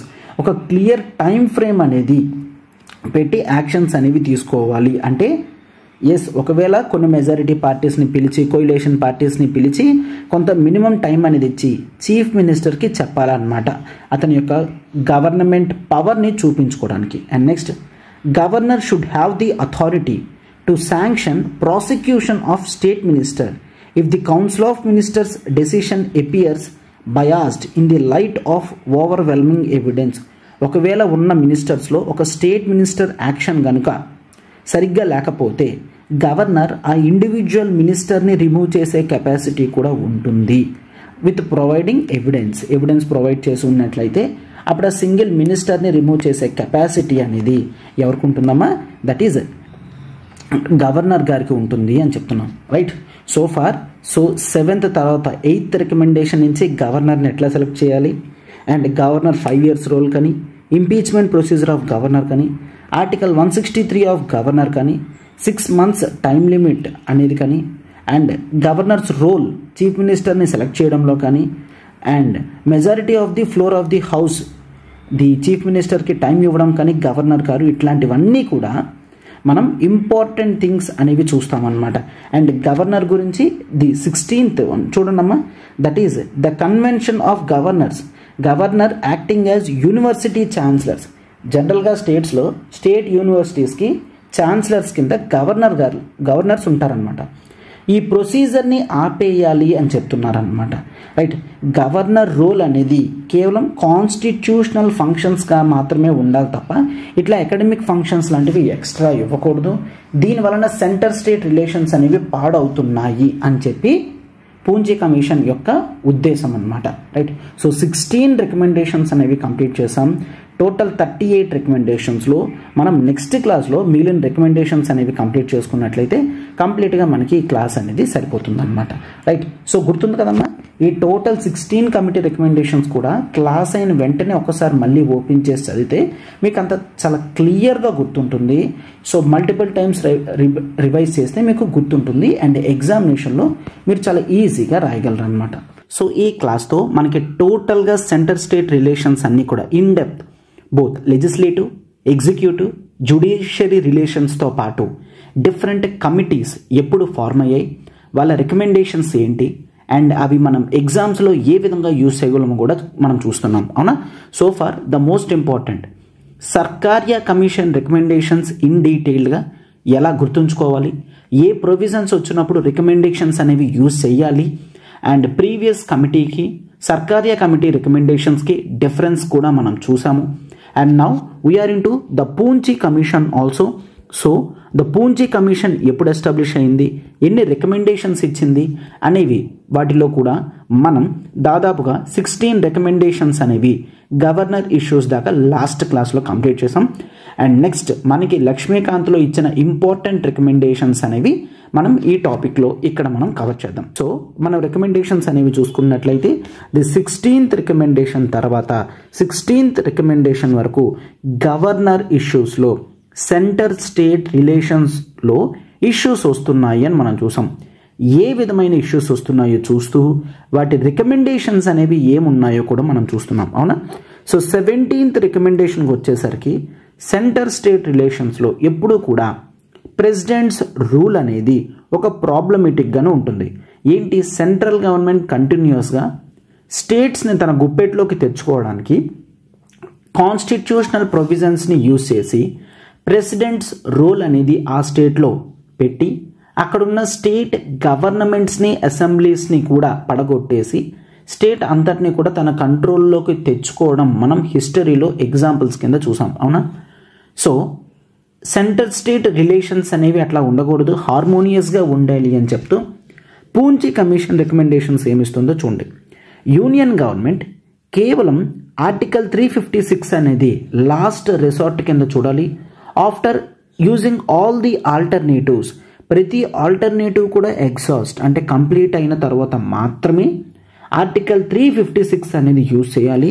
Even article 356 ముందు 355 use చేసి ఇంకా లాస్ట్లో state ఇంకా presidents rule పెట్టకపోతే state ప్రాబ్లమేటిక్గా అవుతుంది అనుకున్నప్పుడు మాత్రమే ఆ పలానా స్టేట్లో ప్రెసిడెంట్స్ రూల్ అనేది పెట్టాలి అని చెప్తున్నారనమాట.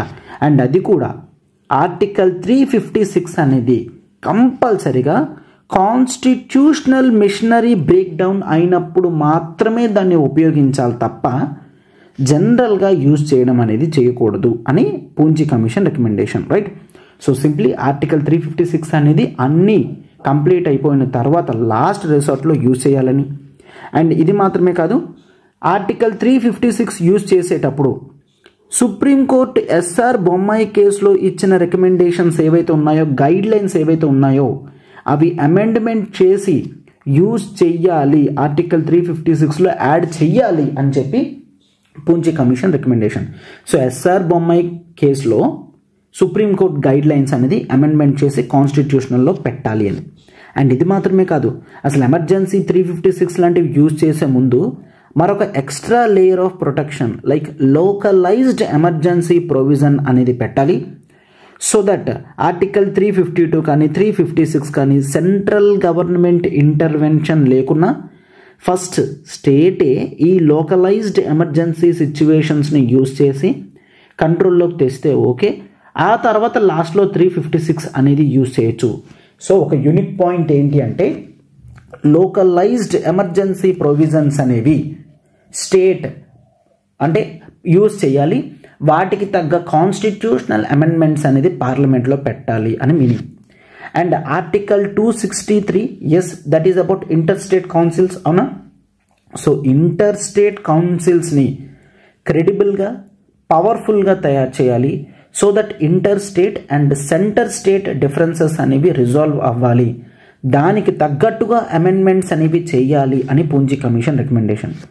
అండ్ జోనల్ కౌన్సిల్స్ కూడా స్టేట్స్ రీఆర్గనైజేషన్ యాక్ట్ ప్రకారం ఫార్మ్ అయిన జోనల్ కౌన్సిల్స్ ఏవైతే ఉన్నాయో ఇవి ఇయర్లో 2 times, twice every year they have to mandatorily meet అన్నట్టుగా చేంజెస్ అనేవి తీసుకొని రావాలి. సో అప్పుడే ఇంటర్ స్టేట్ మ్యాటర్స్ ఏవైతే ఉంటాయో హార్మోనియస్గా ఉంటాయి అని పూంచి కమిషన్ రికమెండేషన్. అయితే the empowered committee of state finance ministers ఏవైతే ఉన్నాయో వీళ్ళు have shown success in inter state fiscal coordination. Clear? Already ఒక empowered committee of state finance ministers అంటే యూనియన్ ఫినాన్స్ మినిస్టర్ ఉంటారు, ప్రతి స్టేట్ నుంచి కూడా ఫినాన్స్ మినిస్టర్ ఆ మీటింగ్లో పార్టిసిపేట్ చేస్తారు. ఇట్లా ఉండడం వలన సెంటర్కి స్టేట్కి కానీ అమాంగ్ ది స్టేట్స్ కానీ ఫిస్కల్ కోఆర్డినేషన్ అనేది క్రియేట్ అయ్యింది. సో ఈ ఫిస్కల్ కోఆర్డినేషన్ ఏదైతే ఉందో ఇది మనం మిగిలిన వాటిలో కూడా యూజ్ చేయొచ్చు, లైక్ ఎనర్జీలో, ఫుడ్లో, ఎడ్యుకేషన్లో, ఎన్విరాన్మెంట్లో, హెల్త్ మ్యాటర్స్లో కూడా ఎంపవర్డ్ కమిటీస్ అనేవి పెట్టి స్టేట్ లెవెల్ చీఫ్ మినిస్టర్స్ కానీ ఆ రెస్పెక్టివ్ మినిస్ట్రీస్ నుంచి కానీ రికమెండేషన్స్ అనేవి మనం ఇక్కడ తీసుకున్నట్లయితే బాగుంటుంది అని మీనింగ్ అన్న. ఓకేనా? సో అటువంటి empowered committees of state finance ministers లాంటివి రిమైనింగ్ సెక్టర్స్లో కూడా పెట్టి కోఆర్డినేషన్ తీసుకొని రావాలి అని రికమెండేషన్ అనమాట. అండ్ కొత్త ఆల్ ఇండియా సర్వీసెస్ క్రియేట్ చేయాలి, లైక్ హెల్త్ సెక్టర్లో, ఎడ్యుకేషన్లో, ఇంజనీరింగ్లో, జ్యుడిషియరీ సెక్టర్స్లో కూడా ఆల్ ఇండియా సర్వీసెస్ అనేవి రావాలి. మనం ప్రీవియస్ కమిషన్స్ చూసుకున్నట్లయితే రాజ్మన్నార్ కమిటీ, వెస్ట్ బెంగాల్ మెమరాండం కానీ వీటిల్లో ఆల్ ఇండియా సర్వీసెస్ అనేవి రిజెక్ట్ చేయమని చెప్తే సర్కారియా పూంచి కమిషన్లో మాత్రం వీటిని ఇంకా ఎంపవర్ చేయాలి, ఇంకాస్త తీసుకొని రావాలి అని రికమెండేషన్స్ ఇచ్చారు. సో క్లియర్ కదమ్మా? మనం 23 వరకు కూడా రికమెండేషన్స్ అనేవి కంప్లీట్ చేసాం. నెక్స్ట్ రికమెండేషన్స్ చూడండి. అయితే రాజ్యసభ యొక్క ఎఫెక్టివ్నెస్ అనేది పెంచమని చెప్తున్నారనమాట, రైట్? సో రాజ్యసభ ఎఫెక్టివ్నెస్ పెరగడానికి ఏవైతే అడ్డంకులు ఉన్నాయో, బ్యారియర్స్ ఉన్నాయో వాటన్నిటినీ కూడా రిమూవ్ చేయాలి. ఒకవేళ కాన్స్టిట్యూషనల్ అమెండ్మెంట్స్ వాటికి అవసరం అనుకుంటే దానికి తగ్గట్టుగా చర్యలు అనేవి ఉండాలి అని చెప్తున్నారనమాట. And Rajya Sabha holds potential for resolving centre state tensions, అంటే ఫిస్కల్లో కానీ, లెజిస్లేటివ్లో కానీ, అడ్మినిస్ట్రేటివ్ మ్యాటర్స్లో కానీ సెంటర్కి స్టేట్స్ ఇష్యూస్ రిజాల్వ్ చేసుకోవడానికి రాజ్యసభ అనేది ఒక బెస్ట్ ఫారం కింద ఎస్టాబ్లిష్ అవ్వాలి అని చెప్పి Punchhi commission recommendation. And states should have equal representation in Rajya Sabha, right? So United స్టేట్స్లో మనకి 50 స్టేట్స్ ఉన్నాయి, 50 × 2 100 మెంబర్స్ అక్కడ రాజ్యసభలో అంటే అప్పర్ హౌస్లో ఉండడం అనేది జరుగుతుందన్నమాట. బట్ ఇండియాలో మాత్రం పాపులేషన్ సైజ్ బట్టి డిఫరెన్సెస్ అనేవి ఉన్నాయి. అట్లా ఉండకూడదు, ప్రతి స్టేట్ నుంచి కూడా ఈక్వల్ నెంబర్ ఉండాలి. స్టేట్ పాపులేషన్ కానీ సైజ్ కానీ అవన్నీ కూడా మ్యాటర్ కాకూడదు. స్టేట్ నుంచి సింప్లీ ఇంతమంది రాజ్యసభలో రిప్రజెంట్ చేస్తున్నారు అన్నట్లు మాత్రమే ఉండాలి. దానికి తగ్గట్టు రికమెండేషన్స్ చెయ్యండి అని పూంచి కమిషన్ చెప్తుందన్నమాట. అండ్ లోకల్ బాడీస్ని చాలా ఎంపవర్ చేయాలి, దానికి కావాల్సిన కాన్స్టిట్యూషనల్ అమెండ్మెంట్స్ అనేవి చెయ్యాలి అని చెప్తున్నారు. అండ్ ఫ్యూచర్లో వచ్చే సెంట్రల్ లాస్ ఏవైతే ఉన్నాయో లైక్ స్టేట్ ఇన్వాల్వ్మెంట్ కావాల్సినవి, కాస్ట్ షేరింగ్ ప్రొవిజన్స్ కూడా ముందుగానే ఇంక్లూడ్ చేసుకోవాలి అని చెప్తున్నారు. And central government cost sharing for state implemented legislations, అంటే స్టేట్ తీసుకొచ్చే చట్టాల్లో కూడా సెంట్రల్ గవర్నమెంట్ కొంత ఫండింగ్ అనేది చేయాలి. అప్పుడే సెంటర్కి స్టేట్ ర్యాపో పెరుగుతుంది. అంటే ఒక స్టేట్ ఒక ప్రాజెక్ట్ తీసుకొస్తుంది, అది కేవలం ఆ స్టేట్కి బెనిఫిట్ అవుతుంది. అయినప్పటికీ కూడా సెంట్రల్ గవర్నమెంట్ వాటిలో కొంత ఫండింగ్ అనేది చేస్తే యూనియన్ గవర్నమెంట్ మీద, యూనియన్ అండ్ స్టేట్ గవర్నమెంట్ మీద నమ్మకం, ట్రస్ట్ అనేది ఏర్పడుతుంది, ఇష్యూస్ అనేవి రిజాల్వ్ అవుతాయి అని meaning. And major mineral royalty rates should be revised every 3 years with states compensated for any delay in revisions అని చూస్తాం. అంటే ఈ మైనర్ రాయల్టీ రేట్స్ ఏవైతే ఉంటాయో అవి ఎవ్రీ 3 yearsకి రివైజ్ చేస్తున్నట్లయితే స్టేట్స్కి ప్రాబ్లం ఉండదు. ఎందుకు? There are major minerals and minor minerals. Minor minerals నుంచి వచ్చే రెవెన్యూస్ అనేవి స్టేట్స్కి వెళ్తాయి. క్లియర్? మేజర్ మినరల్స్ మీద వచ్చే రెవెన్యూస్ అనేవి సెంటర్కి వెళ్తే మైనర్ మినరల్స్ మీద వచ్చే రెవెన్యూస్ అన్నీ కూడా స్టేట్స్కి వెళ్తాయి. సో వీటి ప్రైసెస్ అనేది కంటిన్యూస్గా రివైజ్ చేస్తే స్టేట్కి కూడా ప్రాబ్లం లేకుండా కంటిన్యూస్గా ఇన్కమ్ అనేది జనరేట్ అవుతుంది అని meaning, right? And the ceiling on professional tax should be removed అని చెప్తున్నారు. కాన్స్టిట్యూషనల్ అమెండ్మెంట్ చేసి ప్రొఫెషనల్ ట్యాక్స్ మీద చూసాం కదా 2500 రూపీస్ అనేది స్లాబ్ ఉంటుందని, దాన్ని రిమూవ్ చేయాలి అని చెప్తున్నారు. అండ్ ఆర్టికల్ 268లో చేంజెస్ తీసుకొచ్చి ఇవన్నీ కూడా స్టేట్స్ సెంటర్ యొక్క రెవెన్యూ పొటెన్షియల్ని పెంచే మార్గం అన్నమాట. వాటిని రీఇవాల్యుయేట్ చేయాలి, వాటిని ఎంపవర్ చేయాలి. ఆ బాధ్యత నెక్స్ట్ ఫినాన్స్ కమిషన్ చెప్పాలి. ఫినాన్స్ కమిషన్కి చెప్పి ఇంకా రెవెన్యూ పొటెన్షియల్ ఎక్కడుంది, ఎక్కడి నుంచి ట్యాక్సెస్ సంపాదించుకోగలం, ట్యాక్సెస్ అనేవి స్లాష్ తగ్గించాలా ఆర్ ఇంక్రీజ్ ఎక్కడ చెయ్యొచ్చు అన్న మార్గాలు అన్వేషించడానికి స్టేట్ నెక్స్ట్ ఫినాన్స్ కమిషన్కి చెప్పాలి. సో స్టేట్స్ నుంచి హెల్ప్ తీసుకొని ఓవరాల్గా ఒక పిక్చర్ అనేది డ్రా చేయమని ఫినాన్స్ కమిషన్కి అడగాలి అని రికమెండేషన్ అనమాట. అండ్ ఫిస్కల్ లెజిస్లేషన్ ఏదైతే ఉందో అది ఎవ్రీ ఇయర్ ఇండిపెండెంట్ అసెస్మెంట్కి వెళ్ళాలి. అంటే ఒక థర్డ్ పార్టీ నుంచి ఆడిటింగ్ మెకానిజం లాంటివి చెయ్యాలి. అంటే అవి ఈవెన్ పార్లమెంట్లోని స్టేట్ లెజిస్లేచర్లో పెట్టక ముందే థర్డ్ పార్టీ ఇవాల్యుయేషన్ అనేది జరిగితే వాటి మీద డిస్కషన్స్ అనేవి పార్లమెంట్లో జరుగుతాయి అని ఉద్దేశం అన్నమాట, రైట్?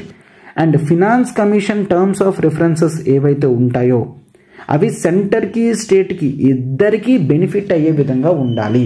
చెప్పాం కదా ఎవ్రీ 5 yearsకి కూడా ప్రెసిడెంట్ గారు ఫినాన్స్ కమిషన్కి కొన్ని టర్మ్స్ ఆఫ్ రిఫరెన్సెస్ అనేవి చెప్తారు. సో అవి మారకూడదు అని మనం చూస్తున్నాం, అవునా?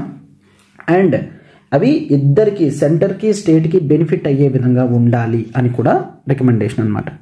And central government should review cess కానీ సర్చార్జెస్ కానీ తగ్గించాలి to reduce their share in gross tax revenues. వాటి ఛార్జెస్ అనేవి తగ్గించాలి అని. And plan and non plan expenditure అనేది కంప్లీట్గా తీసేయాలి అని చెప్తున్నారనమాట, రైట్? అంటే వాటి యొక్క distinction plan non plan expenditures ఏవైతే ఉన్నాయో ఆ రెండిట్లో ఉన్న డిస్టింక్షన్ అనేది పోయే విధంగా అడుగులు వేయాలి అని చెప్పారు. ఎస్, యాజ్ ఆఫ్ నౌ ఈ రికమెండేషన్ అనేది కంప్లీట్గా ఇంప్లిమెంట్ చేశారు. ఇప్పుడు plan and non plan expenditures అనేవి లేవన్నమాట, రైట్? అండ్ ఫినాన్స్ కమిషన్కి ప్లానింగ్ కమిషన్కి మధ్యలో సింక్రొనైజేషన్ హార్మోనీ అనేది ఎస్టాబ్లిష్ చేయాలి. ఆ 2 పీరియడ్స్ కూడా సరిపోవాలి. కొన్నిసార్లు చూసినట్లయితే ప్లానింగ్ కమిషన్ ఇయర్స్ వేరేగా ఉంటాయి, ఫినాన్స్ కమిషన్ ఇయర్స్ వేరేగా ఉంటాయి. సో 2 వేరే వేరేగా ఉన్నా కొన్నిసార్లు ప్లాన్ ఉంటే ఫినాన్స్ ఉండదు, ఫినాన్స్ ఉన్న ప్లాన్స్ లేకుండా అయిపోతున్నాయి అనమాట. ఆ ప్రాబ్లం అనేది లేకుండా 2 కూడా సింక్రొనైజ్ చేయాలి అని meaning. And next that is the finance commission division ఎక్కడ మినిస్ట్రీ ఆఫ్ ఫినాన్స్లో షుడ్ బికమ్ ఫుల్ డిపార్ట్మెంట్ అని చెప్తున్నారు. ఒక పర్మనెంట్ ఫినాన్స్ కమిషన్ సెక్రటేరియట్ అనేది ఎస్టాబ్లిష్ చేయాలి అని చెప్తున్నారు. అండ్ ప్లానింగ్ కమిషన్ అనేది మైక్రో మేనేజింగ్ రోల్ కాకుండా ఒక పెద్ద రోల్ తీసుకోవాలి అని చెప్తున్నారు. ఇది అవసరం లేదు, ఎందుకంటే as of now planning commission తీసేశారు కాబట్టి. And next inter state trade and commerce commission అనేది ఆర్టికల్ 307 ప్రకారం పెట్టాలి. ఏం పెట్టాలి? Inter state trade commerce commission అన్నమాట, ఓకేనా? 307 ప్రకారం దేంతో విత్ అడ్వైజరీ రోల్ అని చూస్తాం అండ్ ఎగ్జిక్యూటివ్ రోల్స్ అని చూస్తాం అన్నమాట. అండ్ వీటి యొక్క డెసిషన్స్ అనేవి ప్రతి స్టేట్ మీద కూడా బైండింగ్ అయి ఉండాలి, ఈవెన్ సుప్రీం కోర్ట్ అపీల్స్ మాత్రమే ఉండాలి అన్నట్లుగా రికమెండేషన్ చేశారు. ఏంటి, ట్రేడ్ కామర్స్ మధ్యలో స్టేట్స్కి సెంటర్స్కి మధ్యలో ఇష్యూస్ రాకూడదు అంటే కంప్లీట్గా ఈ విధమైన డెసిషన్ తీసుకోవాలి అని చెప్తున్నారు అనమాట. సో ఒక్కసారి చూడమ్మా, చాలా క్లియర్గా మనం చూసుకున్నట్లయితే రికమెండేషన్స్ అనేవి 17th నుంచి ఎప్పుడు ఆర్టికల్ 356 ప్రెసిడెంట్స్ రూల్ ఉపయోగించాలి, and SR Bommai case guidelines implement చేయడం కానీ, లోకల్ ఎమర్జెన్సీ ప్రొవిజన్స్ ఉండాలి అని, article 263 inter state councils credibility పెంచాలి అని, zonal councils every year 2 times meet అయ్యే విధంగా రికమెండేషన్ కానీ, and empowered committee of state finance ministers లాంటివి ఇంప్లిమెంట్ చేయడం కానీ, కొత్త ఆల్ ఇండియా సర్వీసెస్ తీసుకొని రావడం కానీ, ఇవన్నీ కూడా మీకు ఎక్కడ హెల్ప్ అయితే అక్కడ వీటిని మీరు యూజ్ చేయాలన్నమాట, రైట్. అండ్ రాజ్యసభ రోల్ పెంచాలి అని, అండ్ రాజ్యసభ రిప్రజెంటేషన్ అనేది ఇర్రెస్పెక్టివ్ ఆఫ్ పాపులేషన్ సైజ్ ఉండాలి అని, కాన్స్టిట్యూషనల్లీ డిఫైన్డ్ రోల్స్ అనేవి లోకల్ బాడీస్కి ఇవ్వాలి అని, సెంట్రల్ లాస్ అనేవి స్టేట్స్కి బెనిఫిట్ అయ్యే విధంగా తీసుకొని రావాలని, మైనర్ మినరల్ రాయల్టీ రేట్స్ ఏవైతే ఉంటాయో వాటిని ఎవ్రీ 3 yearsకి చేంజ్ చేయాలి అని, ప్రొఫెషనల్ ట్యాక్స్ని రిమూవ్ చేయాలని, ఫినాన్స్ కమిషన్కి కొన్ని ఎక్స్ట్రా బాధ్యతలు లైక్ స్టేట్ రెవెన్యూ పొటెన్షియల్స్ ఎలా పెరుగుతాయి అన్న మ్యాటర్లో అన్వేషించడానికి కానీ, ఫిజికల్ మ్యాటర్స్ అనేవి third party independent assessment every year జరగాలి అని, finance commission terms of reference అనేది సెంటర్కి స్టేట్కి బెనిఫిట్ అయ్యే విధంగా ఉండాలి, సెస్ సర్చార్జెస్ అనేవి రివ్యూ చేయాలి అని, ప్లాన్ నాన్ ప్లాన్ ఎక్స్పెండిచర్ అట్లా డిస్టింక్షన్ ఎలిమినేట్ చేయాలని, ఫినాన్స్ కమిషన్ ప్లానింగ్ కమిషన్ సింక్రనైజేషన్లో ఉండాలని, పర్మనెంట్ ఫినాన్స్ కమిషన్ సెక్రటేరియట్ అనేది ఉండాలి, సో అప్పుడే ఫిజికల్ డిసిప్లిన్ అనేది వస్తుందని, అండ్ ప్లానింగ్ కమిషన్ యొక్క గ్రేటర్ రోల్ గురించి ఎంఫసైజ్ చేయడం జరిగింది. అండ్ ఆర్టికల్ 307 ప్రకారం ఒక advisory inter state trade commerce commission ఉండాలి, బట్ వాటి యొక్క అడ్వైజరీస్ మాత్రం మ్యాండేటరీగా స్టేట్స్ ఇంప్లిమెంట్ చేసే విధంగా ఉండాలి అని రికమెండేషన్స్ అనమాట. సో చూసారు కదమ్మా, టోటల్ 38 రికమెండేషన్స్ కూడా చాలా చాలా చాలా ఇంపార్టెంట్. నేను రికమెండేషన్స్ని క్లియర్గా మీకు ఎక్స్ప్లెయిన్ చేసి మళ్ళీ రివైజ్ కూడా చేయడం జరిగింది. సో ఒక్కసారి క్లాస్ అయిన తర్వాత మీరు ఒక్కసారి రివిజన్ చేసుకున్నట్లయితే మీకు అన్నీ కూడా క్లియర్గా గుర్తుంటాయన్నమాట.